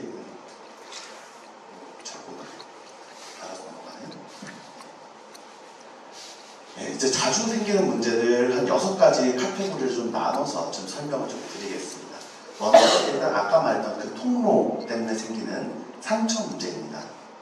저희가 외과적으로 봤을 때는 상처를 이제 그 깊은 수술 상처 합병증 그리고 그 얕은 그 표면적 수술 합병증, 상처 합병증이라고 말하는데 주로 이제 얕다는 거는 여기 피하 지방층에 국한되어 있는 거를 얇은 슈퍼피셜 운드 프로그램이라고 그러고 그리고 근막까지 내려갔다 그러면 이제 깊다고 이제 표현을 하는데 요거를 나누는 기준은 결국에는 이제 수술을 해야 되기 때문에 그렇습니다.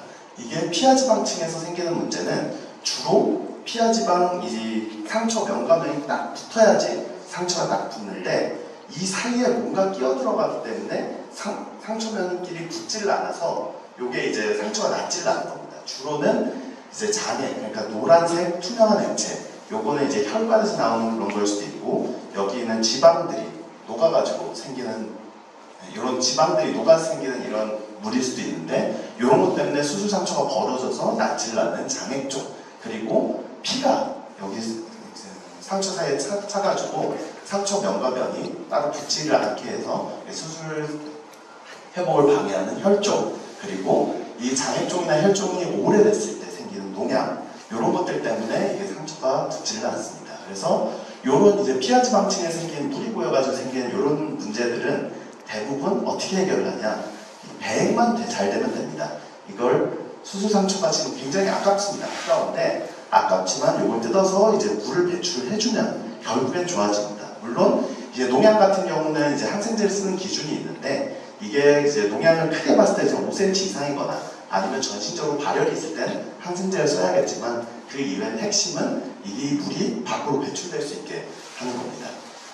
근데 이제 이 이하로 이제 넘어가서 이 밑으로 이제 근막이나 근육이 이제 벌어지면 생기는 문제는 결국엔 늦든 빠르든 수술을 해야 됩니다.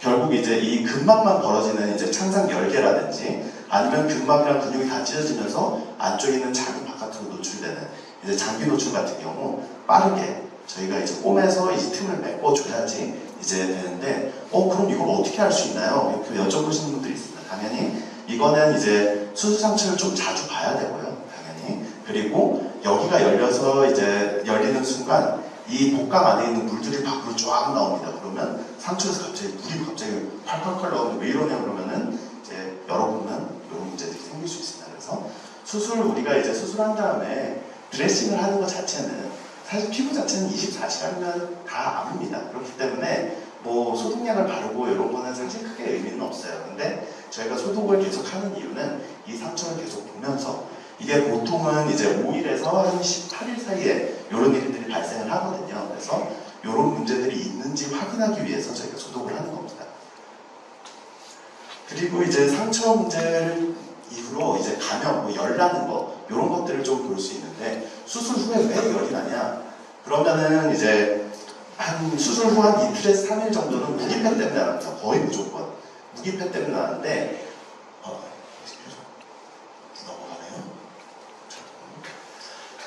이게 이제 수술 후에 이제 2, 3일 사이에서 나는 열은 거의 무조건 무기폐라고 보시면 되는데 그 이후에 한 5일에서 8일 사이에 나는 열은 거의 이제 저희가 이제 외우기 쉽게 학생 때 이제 하는 게 6W라고 하거든요. 이제 열이 나는 원인들, 이제 윈드. 그러니까 요거는 이제 폐입니다. 폐렴이 생기거나 아니면 감기 같은 게 생기거나 이랬을 때 이제 열이 5일에서 8일째 열이 나는 경우가 있을 수 있고 수술 상처에서 뭔가 염증이 생겼을 때 열이 날 수 있고요. 윈드, 워터는 이제 요로 감염입니다. 소변 같은데 이제 방광열이나 신우신염 같은 게 생겼을 때 이제 열이 날 수 있고 그리고 이제 장염 같은 게 있습니다. 웨이스트라고 하는데 이제 장염이 생겼을 때 이런 것도 이제 열이 날 수 있고 혈전 같은 게 생겼을 때도 당연히 열이 날 수 있습니다. 혈전 때문에 피가 통하지 않기 때문에 이런 이제 허혈성 이제 통증 때문에 이제 확 열이 날 수 있고 아니면 그것도 아니다. 그러면 약 중에서 이제 열을 내는 약들이 있거나 마취약제들이나 진통제 이런 것들이 있을 수 있거든요. 그래서 이 6개 중에 하나는 거의 맞습니다. 그래서 수술 후에 한 일주일째쯤에 갑자기 열이 난다 그러면 이런 것들을 좀 물어봐야 되겠죠. 자, 그리고 폐입니다. 이게 사실 제일 흔한 합병증인데요. 자, 이제 무기폐하고 폐렴인데 이게 왜 생기냐? 사실 수술 직후에 이틀에 3일째 열이 가장 많이 나는 이유가 무기폐라고 그랬는데요. 이 무기폐는 결국에는 이제 수술에 의한 기계호흡 때문에 생기는데요. 기계호흡을 하면 이제 그 숨을 계속 이제 기계가 쉬어지지 않습니까? 그러면 이제 그리고 이제 마취약제 때문에 성모도 다 멈추고 그렇기 때문에 가래가 쌓이고 수술 중간에 쌓입니다. 그러면서 이제 기도를 막게 되면은 그 기도 밑에 있는 공기들은 다 피에 흡수가 돼서 쫙 쪼그라들어요. 그러면 폐가 이렇게 그림처럼 접혀버립니다. 접혀버리면 이제 닫혀있는 기포는 계속 이제 가래가 나오겠죠. 근데 그게 배출이 안 되니까 열이 나고 그리고 이게 계속 이제 해결이 안 됐을 때 이게 결국은 폐렴으로 갑니다. 5일에서 8일째쯤에. 그래서 이 무기폐 상태일 때 굉장히 호흡 운동을 많이 해줘야 돼요. 이게 숨을 들이마시고 내쉬고 기침 가래 배출하고 아파 죽겠는데 계속 그런 걸 시키는 이유가 이것 때문입니다. 폐렴으로 진행하지 않으려고. 그래서 아까 무기폐 생기는 이제 기도폐쇄라든지 이제 아프니까 호흡을 좀 적게 하고 뭐 이제 수술할 때 이제 압박돼서 이런 것 때문에 무기폐가 생겨서 이제 이런 이제 상황으로 폐렴까지 갈 수 있다. 이런 걸 보여주는 모식도인데요. 일단 설명은 다 아까 거기에서 드린 것 같고 폐렴으로 갔을 때는 이게 수술 후에 생긴 폐렴은 굉장히 위험합니다. 수술 후에 생긴 폐렴은 아무래도 이제 수술한 다음에 지금 안 그래도 면역세포가 쫙 소모가 됩니다. 왜냐하면 수술 상처에 회복하기 위해서 이제 면역세포들이 확 소모가 되고 이제 염증기 때 그리고 그 이제 수술에 엄청난 스트레스이기 때문에 이제 코르티코스테로이드라는 이제 호르몬이 계속 나오면서 면역 자체를 저하를 시켜요. 그렇기 때문에 그런 상황에서 폐렴까지 가면은 굉장히 위험할 수 있습니다. 그래서 이제 만약에 이제 폐렴이 발견이 된다 수술 직후에 그러면은 바로 광범위 항생제인 이제 타주페랑이나 이런 걸 좀 써야 되고요. 그래서 굉장히 센 항생제를 써야 된다 이렇게 말씀드리면 될 것 같고 이제 심혈관계, 심혈관계는 일단 고혈압하고 심근경색 뭐 이거 외에도 굉장히 심혈관계는 많을 수 있는데 이제 수술할 때 어떻습니까? 수술할 때 그 피를 굉장히 많이 나지 않습니까? 피가 굉장히 많이 나는데 그걸 보충하기 위해서 수액을 때려 붓습니다. 그러면 수액이 너무 과다하게 들어가거나 아니면 이제 수술 때문에 통증이 굉장히 심하지 않습니까? 그러면 혈압이 쭉 올라갑니다. 고혈압이 보통 한 7일째까지도 혈압이 굉장히 왔다 갔다 할 수가 있어요. 수술을 한 다음에는.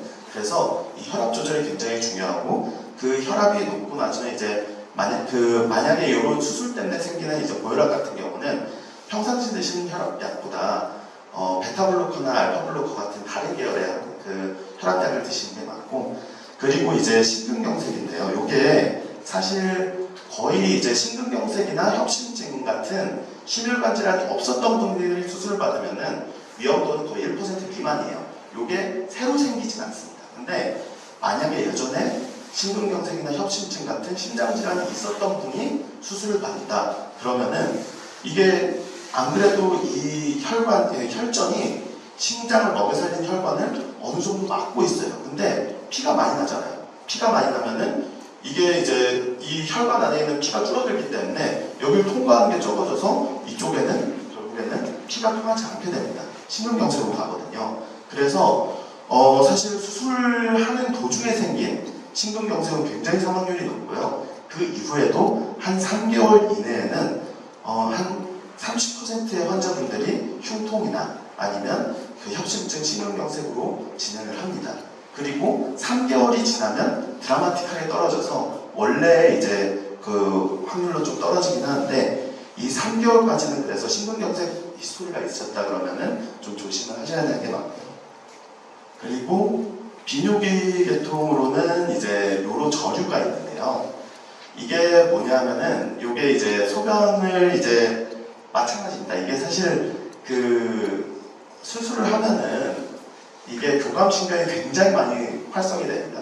이 교감신경이라는 게 뭐냐면 만약에 호랑이를 만났어요. 호랑이를 만났는데 싸우거나 도망가야 될 거 아닙니까? 그러면 근육하고 뇌 이런 싸우거나 이제 도망가는 거에 필요한 부분에 쫙 이제 혈류랑 기능을 몰아주고 소화나 아니면은 뭐 소변 보는 거라든지 배변 보는 거 이런 것들은 사실 지금 당장에 살기 위해서 급한 게 아니지 않습니까? 그래서 이런 것들은 교감신경이 확 흥분이 되면서 그 소변이든 이제 변 보는 거든 이게 다 기능이 싹 다 저하가 됩니다. 그러면서 보통 48시간 이내에 소변이 잘 안 나옵니다 이렇게 하시는 분들이 많아요. 근데 대부분 도뇨를 해서 소변을 몇 번 봐주면은 이게 돌아오긴 하는데 2번 이상 도뇨를 했는데도 계속 소변을 못 보신다 그러면 아예 그냥 관을 넣고 한 5일에서 일주일 정도 좀 기다려봤다가 한번 빼보고 이제 테스트를 해본 다음에 빼보는 이런 방식으로 조금 해결을 하고 있고요.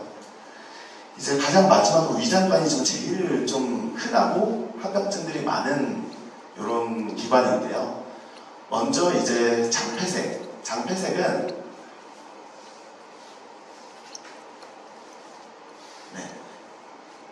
이게 그냥 자동으로 넘어가네요. 일단 설명을 다 드리겠습니다.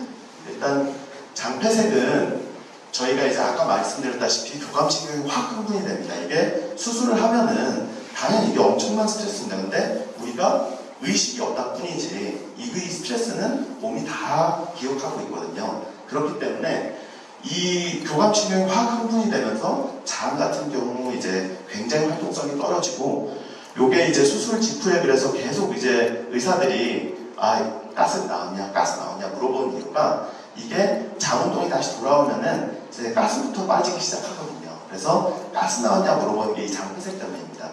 근데 장폐색이 오래 가는 분들도 있을 수 있어요. 있을 수는 있어서 장폐색이 너무 오래 간다 그러면 가스가 우리 숨 쉬는 동안 계속 들어가거든요. 그러면 가스 때문에 너무 팽창이 돼서 여기도 수축이 안 될 수 있기 때문에 너무 이제 오래 간다 싶으면 콧줄 같은 걸 넣어서 콧줄 통해서 이제 바람을 가스를 나올 수 있게 이렇게 해서 감압을 시켜주는데 저희도 이게 사실 마냥 기다릴 수가 없습니다. 그래서 7일에서 14일까지도 이 장폐색이 풀리지 않는다. 그러면 뭔가 막고 있다고 생각을 해야 되거든요. 그러면 이제 그때는 수술을 들어가야 됩니다. 그래서 2주까지 기다려봤는데 호전이 없다. 그럼 이제 보통 수술을 진행하는 편이고 저희가 아까 말씀드렸다시피 이제 그 기능을 유지해야 되기 때문에 장 같은 경우는 변을 밑으로 내려보내줘야 되는데 그걸 막아버리면 안 되지 않습니까? 그러면 자르고 이어붙이게 되는데 이 문합부라고 합니다. 이 문합부에서 새거나 아니면 막히거나 이런 문제가 생길 수 있습니다. 이게 새는 거는 주로는 이제 뭐 수술적인 이제 테크닉이 부족일 수도 있는데 이 대부분의 이제 그 문합부 노출 같은 경우 이제 흡연자들 특히 이제 이 흡연자들이나 그 위험인자들이 스테로이드를 오래 쓴 사람들이나 이미 이제 목광내 감염이 있다거나 아니면은 이게 영양실조가 있는 분들이 이게 잘 생깁니다. 왜냐하면 상처가 아물어야 되지 않습니까? 아물려면은 영양소하고 그리고 그 산소가 필요한데 이제 담배를 계속 피시던 분들은 이제 만성적으로 저산소증이 생겨요.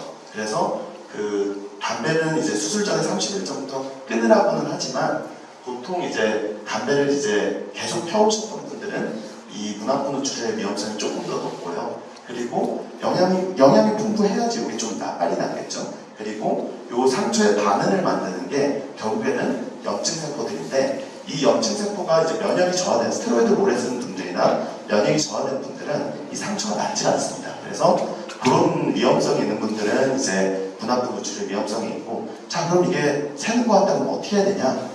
요거는 이제 그 케이스 바이 케이스긴 한데요. 이게 전신적으로 열이 나고 이 새은 것들이 전 복부로 다 퍼질 때는 결국 수술을 해야 되지만 요게 국소적으로 딱 머물러 있을 때는 관 같은 걸 넣어서 배액을 시켜줍니다. 이 빠져나간 물을 빼고 빼다 보면은 결국엔 상처가 아물거든요. 그래서 이제 아주 심한 경우에는 수술을 하지만 이제 대부분의 경우에는 관을 넣어서 빼거나 아니면은 관을 넣기가 굉장히 어려운 위치가 있을 수 있습니다. 간 바로 위치라던가 혈관이 굉장히 많은 이런 부분에 이제 그냥 관 사실 이제 그냥 엑스레이만 보고 넣는 거거든요. 그렇게 하다 이제 큰일 날 수 있기 때문에 그런 경우에는 예외적으로 심각하면 수술을 하거나 아니면 항생제만 써서 이렇게 말리는 방법도 있는데 굉장히 좀 오래 걸리긴 합니다.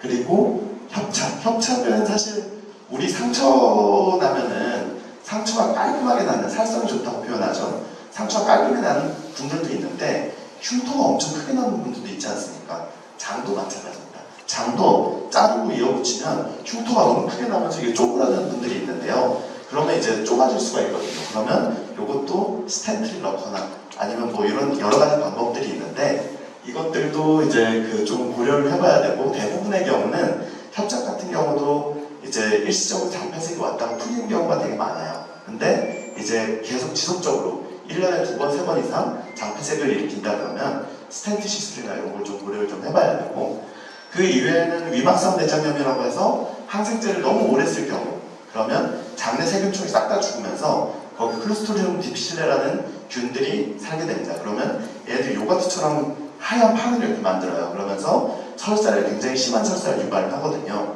이런 거 같은 경우는 방코마이신이나 메트로니다졸 같은 센 약 경구로 먹는 거를 2주 이상 해야 되고 수술할 때는 보통 이제 금식을 하거든요.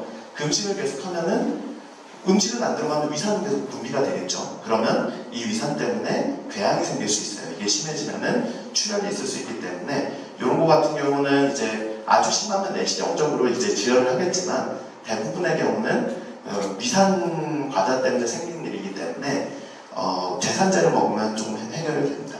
그리고 마지막으로 문합부 노출이 아주 과도하게 돼서 이게 피부까지 쭉 연결이 되는 경우가 있어요. 이런 거 같은 경우는 이제 장피부 누공이라고 그러는데 상처 사이에서 갑자기 이렇게 말하면 좀 병 같은 게 나온다. 이 수술 상처가 다 아물었었는데 갑자기 터져나와서 변이 나온다. 이런 경우가 아주 드물게 있긴 합니다. 이건 염증이 아주 심한 경우인데 이런 경우에도 보통 40에서 80%는 대부분 그 변이 다 나오고 이제 나올 게 다 나오면은 아무는데 이게 안 아문 경우에는 보통 이제 한 6주에서 이제 굉장히 복잡한 누공 같은 경우는 6개월 이내에 수술을 해서 없애는 방향으로 가게 됩니다. 그래서 일단 수술 관련해서 이제 사실 수술로 인한 합병증은 수술 부위마다 그리고 사람마다 다르기 때문에 사실 열 과정은 굉장히 많습니다. 근데 이제 심각하지 않고 그리고 자주 일어나지 않는 그런 합병증들은 좀 제거를 했고 그래서 이제 주로 일어나는 합병증들 중에서 이제 이렇게 6가지 해서 이제 실제로 일어날 수 있는 합병증들이고 이걸 어떻게 해결하는지까지 말씀드렸고 혹시 그 수술 합병증에 대해서 좀 궁금하신 게 있으신가요? 네, 이제 뭐 겪어보시면 굉장히 궁금한 게 많으시겠지만 사실은 이런 일들이 발생할 수 있습니다. 강의는 마무리하겠습니다.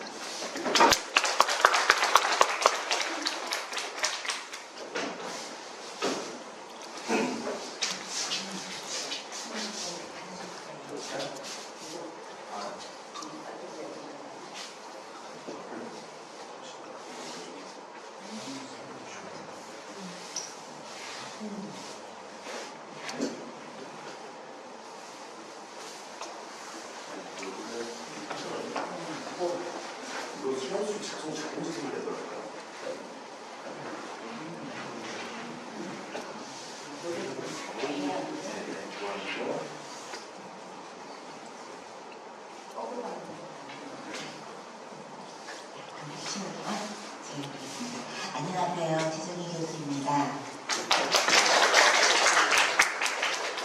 여러분들이 사실 뭐 여기에 환자분들도 계실 수 있고 또는 건강하신 분들이 궁금해서 오신 분들도 있을 것 같아요. 그래서 제가 먼저 수업을 하기 전에, 수업이라고 해야 될까요?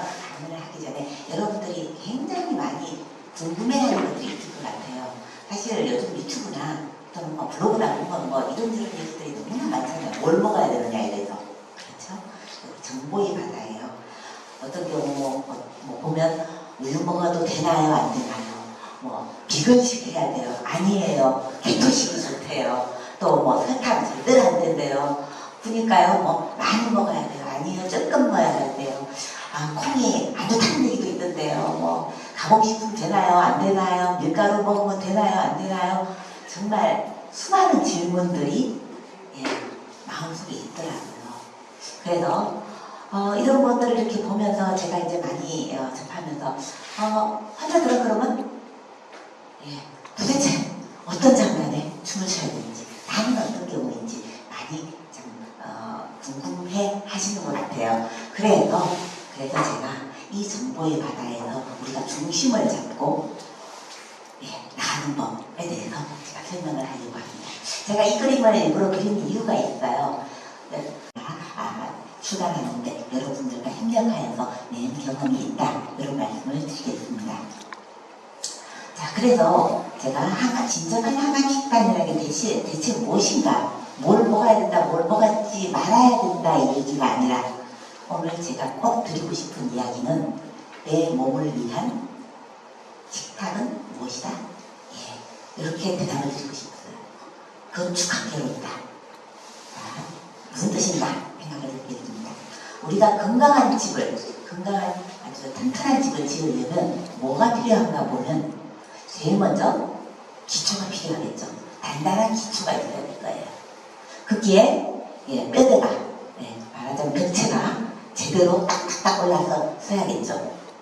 그런 다음에 그 벽체들의 벽돌들을 이어 붙여주고 배관을 형성해주는 시멘트도 있어야 될 거예요. 그리고 마지막으로 지붕이 있어야겠죠.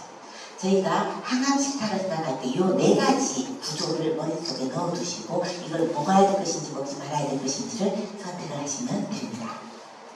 자, 먼저 기초에 대해서 설명을 제가 좀 자세히 할까 하다가 이 강연 바로 다음에 우리 통합치료실장님께 해주실 부분들이 이 부분에 많이 겹치니까 제가 간단하게만 얘기를 드릴게요. 아까 이주환 원장님도 얘기를 하셨지만 항암식탁에 있어서 기초에 해당하는 부분은 뭐냐면 편안한 내 마음이에요. 자, 잘 잘 자야 되고요. 운동을 잘 해야 되고요. 또 마음이 불안하고 우울하지 말아야 되고, 또한 교제. 여기서 제가 교제라고 했던 건 뭐냐 하면 사회적인 교제예요. 가족들 간의 교제, 또 친구들 간의 교제, 또 종교적인 교제, 이런 연결이 있어야 된다는 것입니다.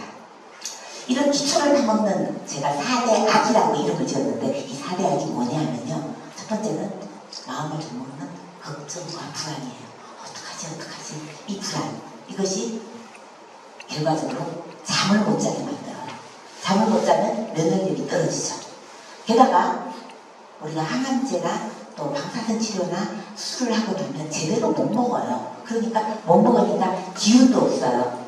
또 여기 아프신 분들 다 동감하시겠지만 아프면 외로워요. 굉장히 외롭습니다. 그래서 이런 4가지의 그 4대 악으로 인하여서 기초가 허물허물 움츠러지는 거예요. 파먹게 되는 거죠. 특히 항암 치료를 생각을 해보면 정상인들도 이런 4가지 기초가 제대로 안 돼 있으면 건강에 큰 지장을 받지만, 특히 항암 치료를 받는 환자들 분에게 있어서는 이 기초에 영향을 주는 것이 바로 항암제자, 방사선 치료이자 또한 수술입니다.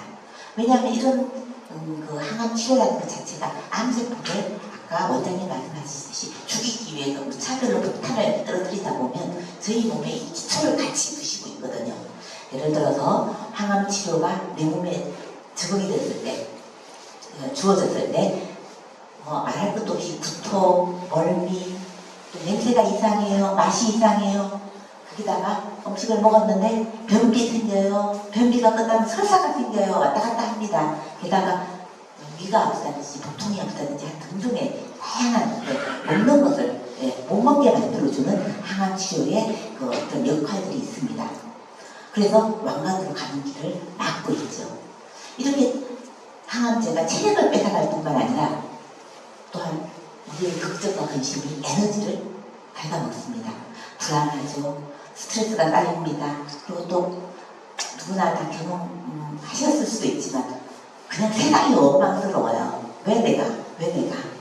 또는 옛날에 내가 그 사람이 나를 너무 힘들게 해서 이런 등등의 원망이 생기고, 또 그에 따라서 고립감이 생기고 불면이 생기고 우울증이 빠지게 됩니다.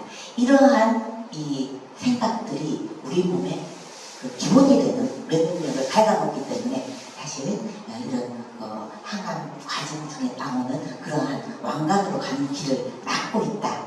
아무리 항암제가 열일을 해도 그 일을 못하게 만들어주는 생각들, 그리고 먹이 식기들, 이런 것들이 생긴다는 것이죠. 그래서 기초에 대한 결론은 제가 이렇게 말씀드릴게요. 아까 수면과 운동과 정서 안정과 교제, 이 4가지는 무슨 일이 있어도 우리가 지키자예요. 의식적으로 내가 잠을 자려고 하고, 의식적으로 내가 운동을 하려고 하고, 의식적으로 불안하지만 불안을 없애려고 해야 되고, 또 교제, 사회적인 교제, 이런 것들을 활성화시켜 나가야 됩니다. 특히 여기 종교 있으신 분들 계실 텐데요. 정말이지 이때는 종교가 큰 힘이 됩니다. 그리고 또 가족들이 또는 친구들이 잘 서로 소통하고 교제해주는 것, 이것이 면역력을 올리는 데 큰 역할을 하는 것이죠. 이 부분, 수면과 식욕을 지켜야 되고, 또 운동과 친교로서 마음을 지켜야 되는데 여기에 큰 역할을 해주는 것이 바로 우리 아름다길의 전인치료센터입니다. 이 부분 아마 전인치료센터 수장님께서 잘 설명을 해주실 거예요. 자, 제가 빨리 진행하겠습니다. 자, 2번째로 벽체를 세워야 되는데요. 벽체라는 건 뭐냐 하면 지지 역할을 해주는 거예요. 우리 몸을 지주로 세워줘야 되거든요. 이 벽돌에 해당하는 것이 무엇이냐 하면 우리 몸에서 만들어내는 단백질이에요. 이 단백질이 물리적으로도 지지가 되어지고, 구조적으로 또 펑셔널리, 기능적으로도 단백질이 그 역할을 해줘야 되거든요. 그런데 그 역할을 하는 건 내가 내 몸에서 만드는 단백질이에요. 그 원료는 뭐냐? 내가 먹는 단백질이에요. 특히 먹는 단백질 안에 있는 아미노산들이거든요. 여기에서 중요한 거는 단백질마다 아미노산 조성이 틀려요. 자, 이 부분 제가 아주 정리를 하면서 그림을 만들었습니다. 아까 질문들 중에서 이게 콩이 좋아요, 콩이 나빠요, 또 고기만 먹어야 돼요, 식물만 먹어야 돼요 등등 하는 여러 가지 말들이 있는데 요 기준으로 생각을 하시면 됩니다. 단백질마다 아미노산 조성이 다릅니다. 어떤 아미노산이 많이 들어있고 어떤 아미노산이 적게 들어있어요. 그런데 우리 몸에서 내가 내 단백질을 만들려면 모든 아미노산이 골고루 있어야 돼요. 하나라도 빠지면 단백질을 제대로 못 만들어요. 제가 그 그림을 여기 밑에 있는 물통 그림으로 제가 고안을 했는데요. 자, 물통을 이루고 있는 여러 가지의 판자 조각이 있습니다. 그 판자 조각은 여러 가지의 아미노산이라고 생각을 하시면 돼요.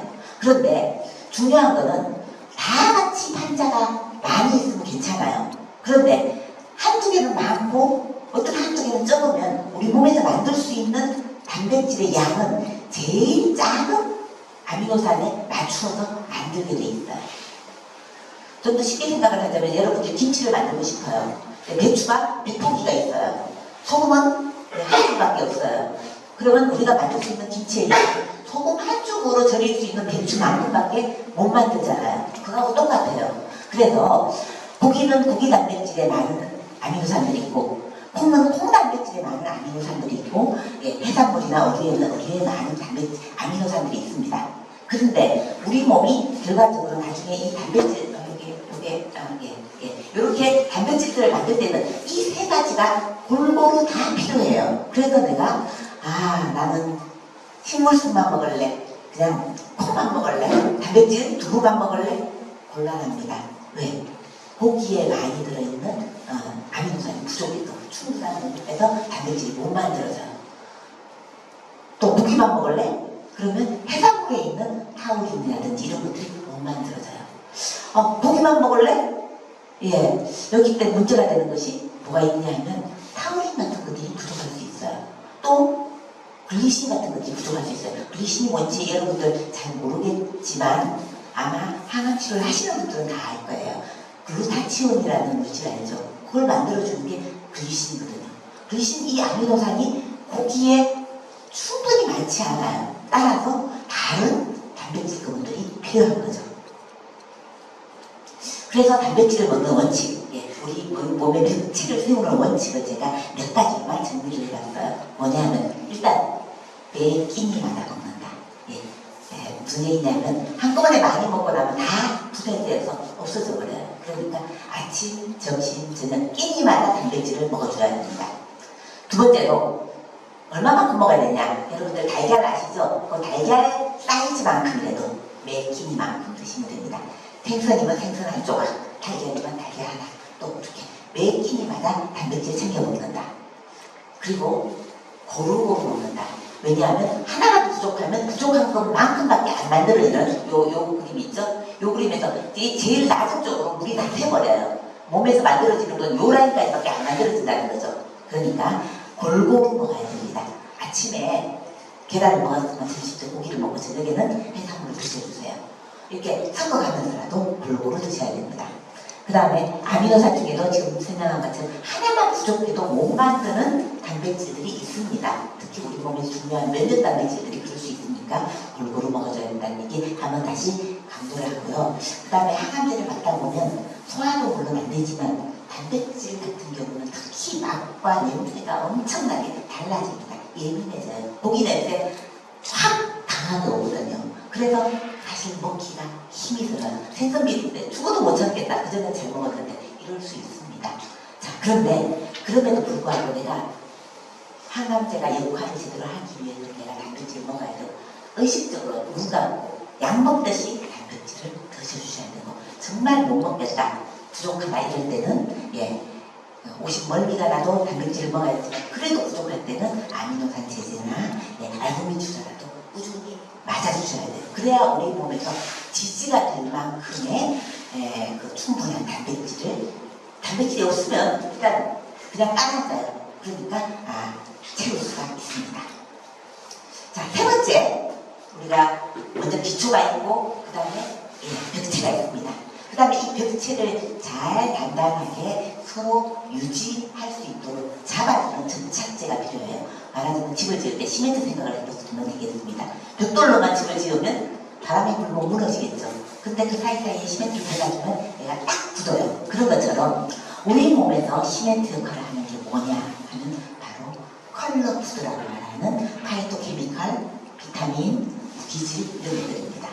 다시 말해서 이런 것들은 그 자체가 에너지를 주거나 그 자체가 벽체가 되는 건 아니지만 벽체가 단단하게 굳어 있을 수 있도록 또 서로 조절이 될 수 있도록 잡아주는 역할을 한다라고 말씀드릴 수 있어요. 그래서 제가 건강하신 분이든 건강하지 않은 분이든 식탁에서 무조건 컬러풀하게 먹어라, 색깔 있게 먹어라 라고 말씀을 드려요. 예를 들어서 초록색 같은 경우는 시금치, 쑥갓, 미나리, 오이 이런 것 중에 하나라도 그날 먹고, 또 같은 식탁에서 빨간색도 골라먹고 보라색도 골라먹고 될 수 있는 대로 한 식탁인데 이 모든 색깔을 맞춰주하라고 무지개 식탁을 다 먹을 수는 없겠지만 최소한 아침에 세 가지 색깔, 점심에 세 가지 색깔, 저녁에 세 가지 색깔 이런 식으로 컬러풀하게 드시라고 말씀을 드립니다.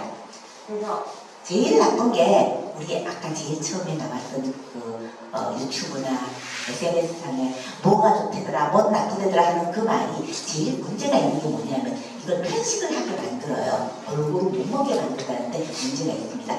뭐가 좋다고 해도 그 모든 것들을 다 커버하지 못하기 때문에 골고루 드셔주시는 게 좋겠습니다. 피토케미칼, 특히 피토케미칼은 식물의 색깔을 나타내주는 화학물질이란 뜻이에요. 이런 것들 색깔 속에 들어있으니까 골고루 드셔주시고, 만약의 경우에 여러분들이 음식으로 그걸 다 커버를 못하겠다 그러면 피토케미칼 영양제들이 있지 않습니까? 그런 것들을 보충해 주시는 것도 중요한 것 같습니다. 마지막으로 든든한 지붕. 제가 이 PPT 준비할 때 사실 앞에 원장님들이 뭘 준비하시는지 모르고 준비를 했어요. 근데 여기 든든한 지붕은 무엇이냐 하면 처음에 이주환 원장님이 말씀하셨던 마이크로바이옴입니다. 조금만 더 설명할게요. 자, 지붕이 없으면 벽체가 있고 바닥이 있어도 어떻게 되겠어요? 비바람이 몰아치면 그냥 새잖아요. 온 집안이 안 되죠. 나아가지는 어떤 든든한 방어벽이 필요합니다. 그 면역의 역할을 하는 것이 바로 마이크로바이옴이고요. 좋은 장내 세균들이고, 이 장내 세균들은 몸의 안과 밖을 구분해주는 역할을 하게 됩니다. 다시 말해서 마이크로바이옴들이 우리 몸의 입안서부터 시작해서 항문까지 쫙 덮여서 우리 몸의 안과 밖을 구분해주는 역할을 하죠. 제가 이렇게 표현을 해요. 마이크로바이옴은 내 안 속에 있는 다른 호주가 우리 몸 속에 아까 원장님 말씀하셨듯이 사람의 세포수보다 거의 10배 이상 많은 세균들이 덕지덕지 붙어 있습니다. 이 마이크로바이옴들은 좋은 균도 있고 나쁜 균도 있는데 우리가 좋은 마이크로바이옴이라고 얘기를 할 때는 왼쪽에 있는 그림처럼 아주 다양한 마이크로바이옴들이 풍성하게 잘 자라고 있고, 거기에 정말 토양을 비옥하게 만들어주는 그런 뿌리들이 쫙 펼쳐져 있고, 또 피톤치드 같은 여러 가지 향기 물질들이 그 마이크로바이옴들이 뿜어내줘요. 그리고 우리가 숲속에 들어갔을 때 좋은 그 피톤치드를 마실 때 기분이 좋아지는 것처럼 장내에서 우리 세포들에게 바로 피톤치드 같은 그러한 작은 단세 지방산으로 말해주는 그런 것들을 내뿜어줘요. 일종의 향기 물질들이에요. 그래서 그 물질들이 바로 장으로 흘러 들어가면서 여러 가지 기능을 해주거든요. 그런데 마이크로바이옴이 나쁜 마이크로바이옴이다, 상태다 라고 하는 건 뭐냐면 왼쪽처럼 황량하고 메마르고 둘레둘레 퉁퉁 비어있고, 그리고 삐죽삐죽 솟아난 선인장 같은 가시들이 푹 찔러대고 있는 그러한 마이크로바이옴은 우리가 나쁜 상태다라고 말을 해요. 그리고 슬프게도 항암제로 인하여 또 수술로 인하여 이런 우리 학생들을 많이 투여를 하게 되는 장애 상태는 이렇게 바뀔 수밖에 없어요. 그래서 의식적으로 우리 좋은 마이크로바이옴을 키우려고 굉장히 노력을 해줘야 합니다. 마이크로바이옴의 5대 기능이라고 제가 표시를 했는데 시간이 어떻게 될지 모르지만 간단하게 얘기해 볼게요. 제일 중요한 거는 원장님도 말씀하셨듯이 면역의 최전선에서 면역세포들을 훈련시킨다 그랬어요. 굴속에서 나온 면역세포들 어리버리하고 멍청해서 얘가 뭔지를 몰라요. 얘가 적인지 난지, 이 죽어야 하는 것이 상대인지 주체 친구인지를 모릅니다. 그걸 훈련시켜주는 게 바로 마이크로바이옴의 좋은 미생물이에요. 걔네들이 이 면역세포를 훈련시켜주고 우리 몸 안에 있는 면역세포의 90%가 대장내에 있습니다. 대장내에서 다 훈련을 받아서 이제 나가는 거예요. 그런 훈련 역할을 이 마이크로바이옴이 해준다는 거. 두 번째로 좋은 마이크로바이옴들이 쫙 자리를 찾고 있으면 병원들이 자리가 없어요. 자리가 없어서 자라지 못합니다. 그런데 아까 지금까지 이렇게 군데군데 텅텅 비어있으면 좋은 마이크로바이옴이 이 자리를 차지하지 못하고 비어있으면 나쁜 균들만 들어와서 살 수밖에 없어요. 그런 식으로 활동해서 일부러 나가주는 현상이 있고요. 그 다음에 이렇게 텅텅 비어있는 장이 생기면 거기에 장에 누수라 그러죠. 구멍이 뻥뻥 뚫려서 바깥에 있는 세균들이 혈관 안으로 우리 몸 안으로 쑥쑥 들어가게 돼 있어요. 그 누수를 방지해 주는 것이 좋은 마이크로바이옴이고요. 또 요 부분 요거 장 뇌추 이것도 굉장히 중요합니다. 우리가 사실 암환우들이 우울하다라고 말을 할 때 진짜 마음이 걱정이 많고 스트레스가 돼서 우울할 수 있어요. 그런데 실제로 장에서 만들어지는 세로토닌이 이 우울증을 가라앉혀줘요. 다시 말하자면 우리 세로토닌이라고 하는 호르몬이 있는데요. 그 호르몬은 흔히 말하기에 행복 호르몬이라고 얘기를 합니다. 사람을 기분 좋게 만들어주고 밝게 만들어주는 호르몬들이에요. 근데 우리 몸 안에서 만들어지는 세로토닌의 80%가 장에서 이 좋은 마이크로바이옴에서 만들어지거든요. 그런데 정말 이 항암제를 쓰거나 또는 항생제를 쓰거나 등등으로 해서 장의 마이크로바이옴이 막 흐트러지게 되면 그 결과로 세로토닌 합성량이 확 줄어들면서 저도 모르게 우울증으로 가버려요. 이건 장뇌축이라고 얘기하니까 장이 뇌하고 연결이 되어서 우리의 기분을 좌우하게 만드는 거죠. 좋은 마이크로바이옴이 이런 우울증을 감소시켜줍니다.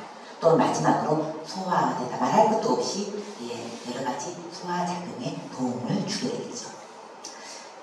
그럼 다양한 좋은 마이크로바이옴을 우리 몸속에 키우려면 어떻게 해야 되냐? 부지런히 좋은 유익균들을 먹어줘야 됩니다. 근데 이 유익균들은 우리 몸 안에 죄송하지만 살진 않아요. 왔다가 내려가는 손님들이에요. 그렇지 계속 왔다가 내려가야 되기 때문에 매일 좋은 유익균들을 먹어주는 것이 중요합니다. 그러다 보면 그 중에서 몇 가지는 장에 정착해서 사는 거거든요. 나쁜 균들이 들어오는 걸 막아주거든요. 그러나 이게 한 번 먹었다고 해서 걔네가 장충 들어서 산다. 그건 아니에요. 지나갑니다. 지나가는 동안 역할을 해주는 것이죠. 그런데 좋은 유익균이 그럼 뭐냐? 한마디로 말해서 우리가 발효에 의해서 만들어지는 음식들은 대부분 좋은 유익균들이에요. 제가 저기 그림으로 이렇게 보여드린 게 뭐냐면 다양한 식초거든요. 제가 이제 사과로 갖고도 식초를 만들고 이번에 감식초도 만들었는데 여러 가지 식초들, 자연 발효 식초들, 그 안에 정말 좋은 유익균들이 많아요. 말할 것도 없이 고추장 된장, 김치, 여기 초콩도 있네요. 초콩도 제가 오늘 만들어서 갖고 올까 하다가 조금 지났습니다. 다음에 한번 갖고 오도록 하죠. 초콩, 또 유산균이 많이 들어있는 걸로 알려진 그리고 요거트, 또 치즈들 이런 것들 다시 말해서 발효에 의해서 사람들이 대통령으로 먹어왔던 그 음식 속에는 유익한 유익균들, 프로바이오틱스라고 하죠. 유익한 균들이 많기 때문에 그것들을 꾸준하게 먹어주는 게 굉장히 중요하고요. 유익균만 먹는 게 아니라 유익균의 먹이도 필요하죠. 균을 넣어줬는데 걔네들이 굶어 죽으면 아무 소용이 없거든요. 그래서 걔네들이 먹을 수 있는 것 그게 뭐냐면 다양한 종류의 난소화성, 소화가 잘 안 되는 섬유소들입니다. 예컨대 바나나도 잘 익은 바나나보다 덜 익은 바나나 이런 거가 안에 잘 분해가 안 되어지는 그런 불용성 섬유질이 많거든요. 얘네들이 이 유익균들한테 너무 좋은 먹이에요. 이건 내 거야. 입니다. 그래서 이렇게 바나나 좀 덜 익은 바나나라든지 양파, 마늘, 또 이렇게 우리 콩 종류 중에서도 병아리콩 같은 거, 그러니까 좀 소화가 우리 사람의 입에 좀 거친 음식들이 박테리아에게는 굉장히 좋은 것도 있고, 여기 우엉도 있네요. 우엉 같은 경우, 우엉이 다섬유소여서 먹어봐야 칼로리도 없는데 맞습니다. 그런데 우엉의 이 길다란 뿌리, 연근의 뿌리, 주로 뿌리 채소들이에요. 뿌리 채소 중에 소화가 잘 안 되는 그런 섬유질 세포들은 이 균들에게는 정말 좋은 균이 이제 먹이가 되는 거죠. 그러니까 사람이 내가 음식을 먹을 때 나만 먹고 산다 아니고 내 속에 있는 반려균이라고 하죠. 이 좋은 균들도 먹을 것 같이 던져줘야 됩니다. 그래서 요즘에 이제 약들로 나오는 것들이 유산균과 더불어서 유산균 먹이까지 같이 컨비네이션으로 이렇게 나오고 있는 것들이 많습니다. 말하자면 군대도 보내지만 군대에게 보급도 짱짱하게 채워서 보내주는 거죠. 잘 먹고 열심히 싸워라 이런 식인 것이죠. 자 이제 그러면 제 수업을 요약을 해보겠습니다. 항암식탁은 뭘 먹어야 된다, 뭘 먹지 말아야 된다 이거 오해는 문제가 아니에요.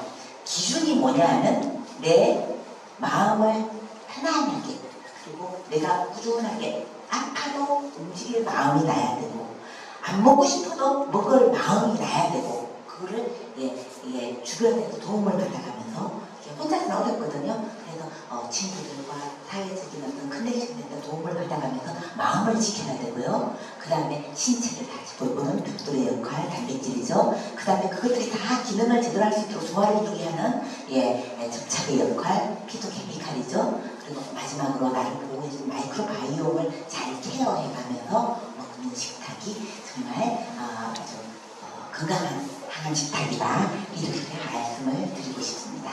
자, 여기까지입니다. 혹시 궁금하신 거 있을까요?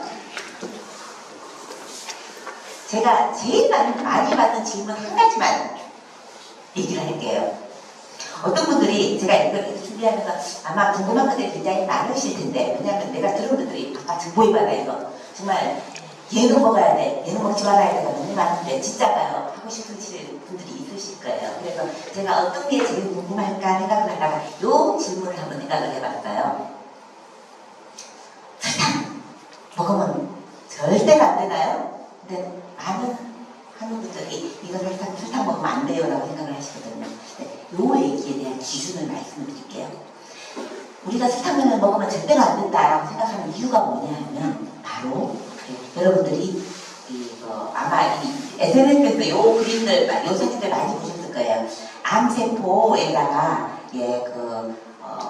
포도당에다가 이렇게 발광 물질을 붙인 이렇게 빛이 나는 포도당을 이렇게 세포에다가 투여를 해주면 그렇게 노랗게 그 뭐죠?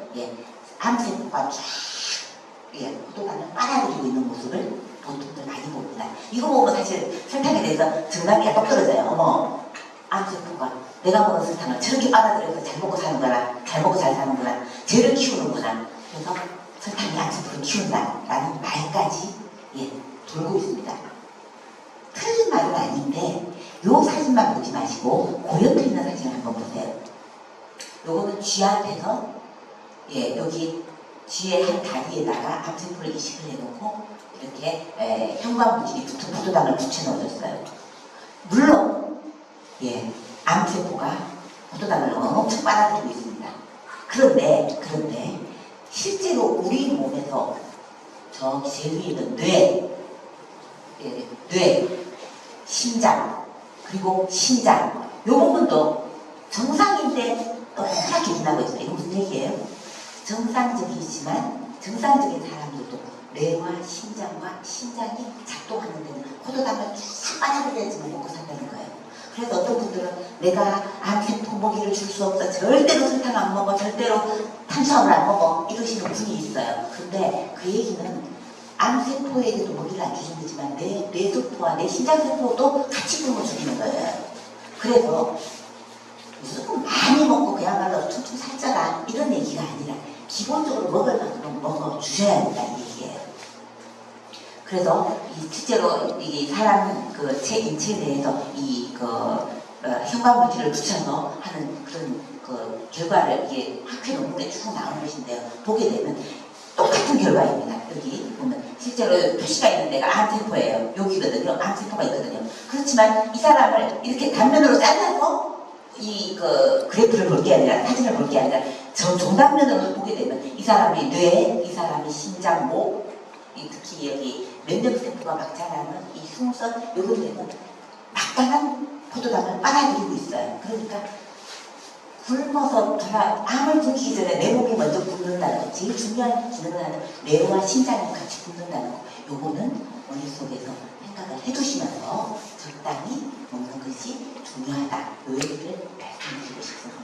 자, 여기까지. 또 다른 궁금한 거 많겠지만 개인적으로 또 이 수업 끝나고 질문해 주시면 좋을 것 같습니다. 감사합니다.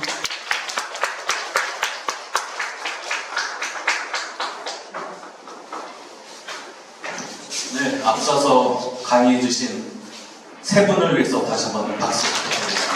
너무나도 유익한 강의였어요.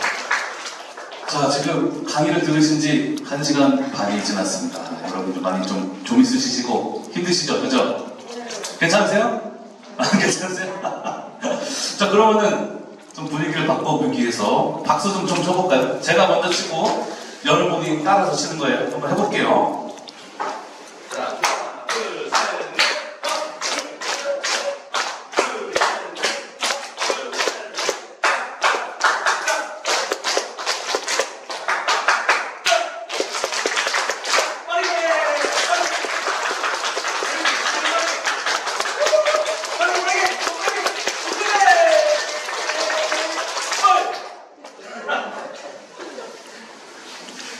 도저히 기운들이 안 나시는 것 같은데 그래도 좀 박수 좀 치고 나니까 약간 좀 힘 좀 나는 것 같지 않으세요? 자, 여러분들의 눈빛을 읽었습니다. 오래 안 할게요. 자, 오래 안 하겠습니다. 자, 저는 통합치료실에서 어떤 프로그램을 좀 진행하는지 간단히 소개를 시켜드리려고 하는데, 자, 우리가